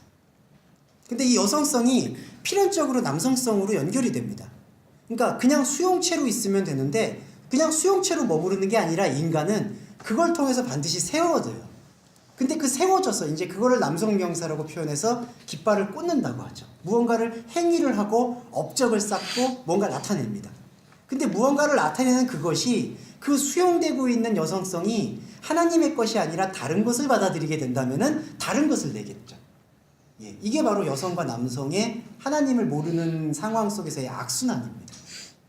근데 여기서는 두 이방이 너의 비어있던 자궁 안에 있다라고 얘기하고 있어요. 두 이방. 다 이방성입니다, 이게. 그러니까 냉정히 말하면 지금 여기서는 에서와 야곱에 대한 표현이잖아요. 근데 이거 야곱 역시도 사실은 이방성이라는 거죠. 그래서 아까 고지사님 말씀해 주신 거죠. 에서가 표면적 이방성이라면 야곱은 그 표면적 이방성 안에서 종교를 욕망하는 종교적 이방성이 된다는 거죠. 그러니까 둘 다 이방이에요. 예. 근데 여기서 이제 중요한 게 두 번째 문장인데, 두 공동체가 너의 배로부터 관통될 것이다. 예. 이 이방성이 두 개잖아요. 좀 보시면. 근데 이방성의 속성이 뭐냐면요, 바벨의 속성이 있어요. 아까 말씀드렸던 이 공동체가 모으는 겁니다. 군사 용어로 표현하면 수집한다, 집합하다. 그러니까 두 이방이 지금 둘이 모여요, 계속. 예. 그러니까 하나는 외연적 이방성으로 계속해서 모여서 탑을 쌓고요. 또 하나는 종교적 외연성, 종교적 내면성 이방성으로 또 하나서 계속 탑을 쌓아요. 근데 여기서 두 공동체가 너의 배로부터 꿰뚫어지게 될 것이다 라는 것은 어떤 뜻이냐면요, 두 개의 탑을 쌓고 있는 것들이 둘 중에 하나가 이겨가지고 탑을 이렇게 쌓다는 게 아니라 이 두 탑 자체에서 꿰뚫어지는 게 나온다는 거죠. 예, 이게 중요합니다. 그러니까 두 이방 중에 하나 이방이 힘을 세가지고 이겼다라는 뜻을 얘기하는 게 아니라 두 이방성 사이에서 이 두 이방성에서 볼 수 없었던 꿰뚫음이 경험하게 될 거라는 것을 하나님께서는 태중에서부터 자신의 창세적 약속을 보여주시는 거죠, 여기다가. 예. 그래서 공동체가 공동체부터 이기고 채워진 자가 낮은 자를 위해서 일하게 된다라는 그 단어는 예수님 공생애 때 낮은 자가 높은 자를 섬기고 군림하게 되고 높은 자가 낮은 자를 섬긴다, 개념의 전복을 이야기합니다. 예. 그 개념의 전복이라는 것은 왜 그 개념을 전복하는가? 인간이 생각하는 관점에서는 크고 작음, 많고 적음, 상급에서도 많이 받고 적게 받고, 믿음에서도 좋은 믿음, 나쁜 믿음, 계속하는 그러한 크고 작음과 경중의 그 논리가 사로잡혀 있다라는 것이죠. 그러니까 공동체가 공동체부터 이긴다라는 건요, 예수님 비유 중에 정확한 게 있습니다. 사단이 사단을 쫓아내면은 하나님의 나라가 너희한테 임했다라는 표현이 있습니다. 그러니까 이게 공동체가 공동체를 이긴다라는 거는 이 공동체가 다 이방이라는 사실을 약속의 말씀을 통해서 보게 된 사람은 이 이방 안에 있을 것이 아니라는 사실을 자각하게 돼요. 그러면 사단이 사단을 싸우는 곳과 내가 분리되었다라는 인식을 갖게 됩니다. 예, 사단이 사단을 대적해서 무너지면 하나님 나라가 임했다라는 그 속 비유가, 예수님의 말씀이 다 이런 창세기의 구약의 해석들과 같이 접목될 수가 있어서 말씀을 드렸어요. 그래서 이게 이제 그냥 단순 주석으로 하게 되면은 아쉬운 게, 그 높은 자가 낮은 자가 높은 자를 그 외면적 장자인 에서, 낮은 자가 야곱, 이제 이렇게 주석을 하는 경향이 없지 않아 있는데, 그 부분에선 조금 더 이제 입체적으로 나갈 필요가 있어서 말씀드렸습니다. 아니요, 그게 아니고요. 네. 채워진 자라는 개념은 아까 네. 이방적 속성이 야곱하고 에서 둘 다라고 한다면은 네. 외형적인 거하고 내면적인 거로 된다고 했을 때, 네. 하나님은 결국은 야곱에게서 이스라엘이라는 이름을 만들어내기 위해서라고 그랬었잖아요. 네. 그러니까 채워진 자라는 그 개념을 이스라엘로 이해를 하고 낮은 자의 개념을 야곱과에서 둘 다로 보면 되겠느냐 이거예요. 예, 가능하세요. 근데 요 문장 자체에서는 요 채워진 그 상태는 그다지 긍정적이라기보다는 이제 인간의 어떤 그 공동체적인 속성에 꽉 채워 있으니, 그러면 예. 앞에 있는 네. 공동체가 공동체를 이기게 될 것이다 하는 이 부분은 둘 다가 예, 둘 다, 부정적인 예, 개념이고, 둘 다 부정적. 뒤에 있는 거는 그걸 중복해서 반복해 놓은 거예요, 지금? 예, 뒤에 있는 것은 이제 뒤에 있는 게 어떤 거 말씀하시죠? 채워진 자가 낮은 자나 예. 공동체가 그게 같은 맥락이에요. 같은 예. 의미의 주로 예, 그러니까 두 공동체가 이렇게 계속해서 자기의 바벨탑을 쌓고 있는 문장 것이. 좀 잘 써요. 헷갈리죠. 근데 이게 채움이라는 단어가 이제 그 안에서 의미가 있어요. 알겠어요. 목사님 뭐라고 그러세요? 목사님 우선주의예요. 나도 사랑해서 뭐라고 해요. 근데 목사님 그게 어차피 지금 대립구조로 나온 거잖아요. 예, 대립구조예요. 문장 자체가. 네. 오케이. 예. 아주 좋아요. 예. 그리고 24절에서 그 쌍둥이라고 아까 말씀드렸던 부분이 이중으로 쌍을 이룬 생명이 있다. 이게 오묘하죠. 이게 바로 이제 변화가 되어야 될 그 변화태에 대한 모습인데요. 근데 되게 신비로운 게, 이게 왜 신비롭냐 하면, 이거는 육적 자녀에게서 지금 이런 게 아니라 좀 영적 후손이잖아요. 아브라함, 이삭, 그리고 에서와 야곱도 사실은 지금 인간적인 그 인간적인 육체 관계를 표현하는 게 아니라 하나님께서 약속을 해주고 그걸 들으셔서 잉태했다라고 하잖아요. 약속의 자녀의 지금 모습이죠. 근데 이거를 이제 이중의 쌍이라고 표현한다는 것은 아브라함이 되었듯이 요셉도 자신 안에서 이제 또 그 이방을 겪어서 또 들어오듯이 이것도 야곱 역시도 이스라엘이 되는 과정의 변혁을 표현하고 있는 거죠. 예, 근데 이거를 이제 야곱 이야기에서는 조금 더 세밀하게 외연적 이방성과 내연적 이방성으로 구별하기 위해서 에서와 야곱이 등장하는 것을 볼 수가 있습니다. 네. 그래서 이제 마지막으로 요 27장은 제가 읽어드리고 마칠게요.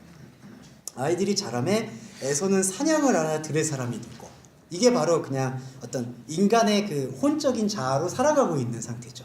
그러니까 열심히 사는 사람들입니다. 에서를 너무 욕하지 마시고요. 예, 예. 그냥 에서 보면 불쌍하지 않습니까? 뭐 이렇게 뺏기고 장자의 명분도 뺏기지 뭐 제대로 되는 게 없어. 보면 야곱이 되게 얄밉습니다. 예. 야곱은 도덕을 알아 장막 안에 거하고 있습니다. 예. 이 도덕이 필요해요. 이 윤리고요, 종교성입니다. 근데 이것이 야곱에게서 이 도덕의 파이를, 이 도덕의 역량을 키워가지고 이스라엘이 되는 게 아니라 이제 이 도덕의 관점이 그리스도를, 그러니까 큰 의미에서는 그리스도겠죠. 여호와 하나님의 말씀을 경험해서 야, 이 도덕에서 나를 하나님을 찾는 게 아니었구나를 발견하게 되는, 마치 신약으로 넘어오면은 그걸 이제 한글역에서는 몽학 선생이라고 표현을 했죠. 예, 율법의 기능처럼. 예. 그래서 이 관계를 보실 수가 있겠습니다. 예, 여기까지가 오늘 얘기했던 나눌 주제였고요. 예, 다음 주에 이제 야곱이 이스라엘 되는 과정에 대해서 나누고 이제 하면은 아마 8주에 거친 창세기 산책을 마치게 되죠. 우리 진도 빡빡빡 나와요. 예, 진도가 좀 빠르죠. 좋습니다. 그럼 목사님, 네. 아브라함이 되는 것과 네. 야곱과 이삭의 때에 와서 에서와 야곱의 때에 와서는 정확하게 구분을 해서 보여주시잖아요. 예, 조금 더 그러면은 세밀하게. 모아졌던 그것이 네. 나눠져서 좀 더 선명하게 보여주시려 하는 거예요? 아니면은 네. 똑같은 텍스트를 계속 반복하는 뿐인 거예요? 아니요, 근데 이거는 점강법이라고 해서 예, 처음에도 동일한 가치인데 그거를 조금 더 이제 세밀하게. 네. 그래서 요셉은 보면은 쪼개가면서 이렇게? 예, 같은 이야기가 이제 조금씩. 예. 그래서 요셉은 나중에는 요셉과 형제는 이제 완전 집단성, 요셉은 거기서 이제 나오게 되는 상태. 거기에 이렇게 보여지는 것 같습니다. 예, 그러면은 헌금기도 제가 간단히 하고 마치겠습니다. 사랑하는 주님, 오늘은 또한 사실 힘든 텍스트였습니다. 나왔던 곳으로 다시 돌아가지 않고, 그렇지만 나왔던 곳을 기억해야 한다라는 이삭의 아내를 취하는 과정이나, 그 다음에 약속의 두 자녀가 계속해서 산산조각 나고 있고, 그 산산조각 나고 있는 인간의 현실 속에서 하나님의 새로운 남성성을 발견해야 된다라는 그러한 의미들은 결코 저희가 가지고 있는 생각과 통념 속에서는 쉽게 용해되기 어려운 주제라고 생각합니다. 하지만 하나님 아버지, 우리가 오직 이 한 가지 주제와 한 가지 생각을 가져간다면 우리는 이 말씀을 생명의 11조로 삼을 수 있을 것으로 확증합니다. 그것은 약속의 주체가 하나님이라는 사실입니다. 상투적인 표현이 아니라 우리는 정말 하나님의 은혜 안에서 할 수 있는 것이 없습니다. 주님, 이 무력함을 단순히 무력함으로 받아들이지 않게 하시고 진정한 행복과 기쁨으로 삼을 수 있는, 그래야 하나님을 더 깊이 만날 수 있는, 하나님의 사랑을 더 깊이 알아갈 수 있는 그러한 소중한 재료로 삼을 수 있도록 주님 축복해 주시길 바랍니다. 이 헌금이, 이 능력이 우리 동서말씀 교회 지체 여러분에게 항상 끊이지 않고 넘쳐 흐를 수 있도록, 충만되어질 수 있도록 도와주시고, 앞으로 또 한 주 삶을 살아갈 때 영육 간의 강건함, 육신의 강건함, 관계의 회복, 그리고 모든 일들에 있어서의 주님만을 바라볼 수 있는 예배자의 기준이 충족될 수 있는 환경을 조성해 주시기를 또한 간절히 바라고 원합니다. 주님 말씀을 기억하며 또 한 주를 살아갈 수 있게 되기를 간절히 바라는 마음으로 주 예수 그리스도의 이름으로 기도하겠습니다. 아멘.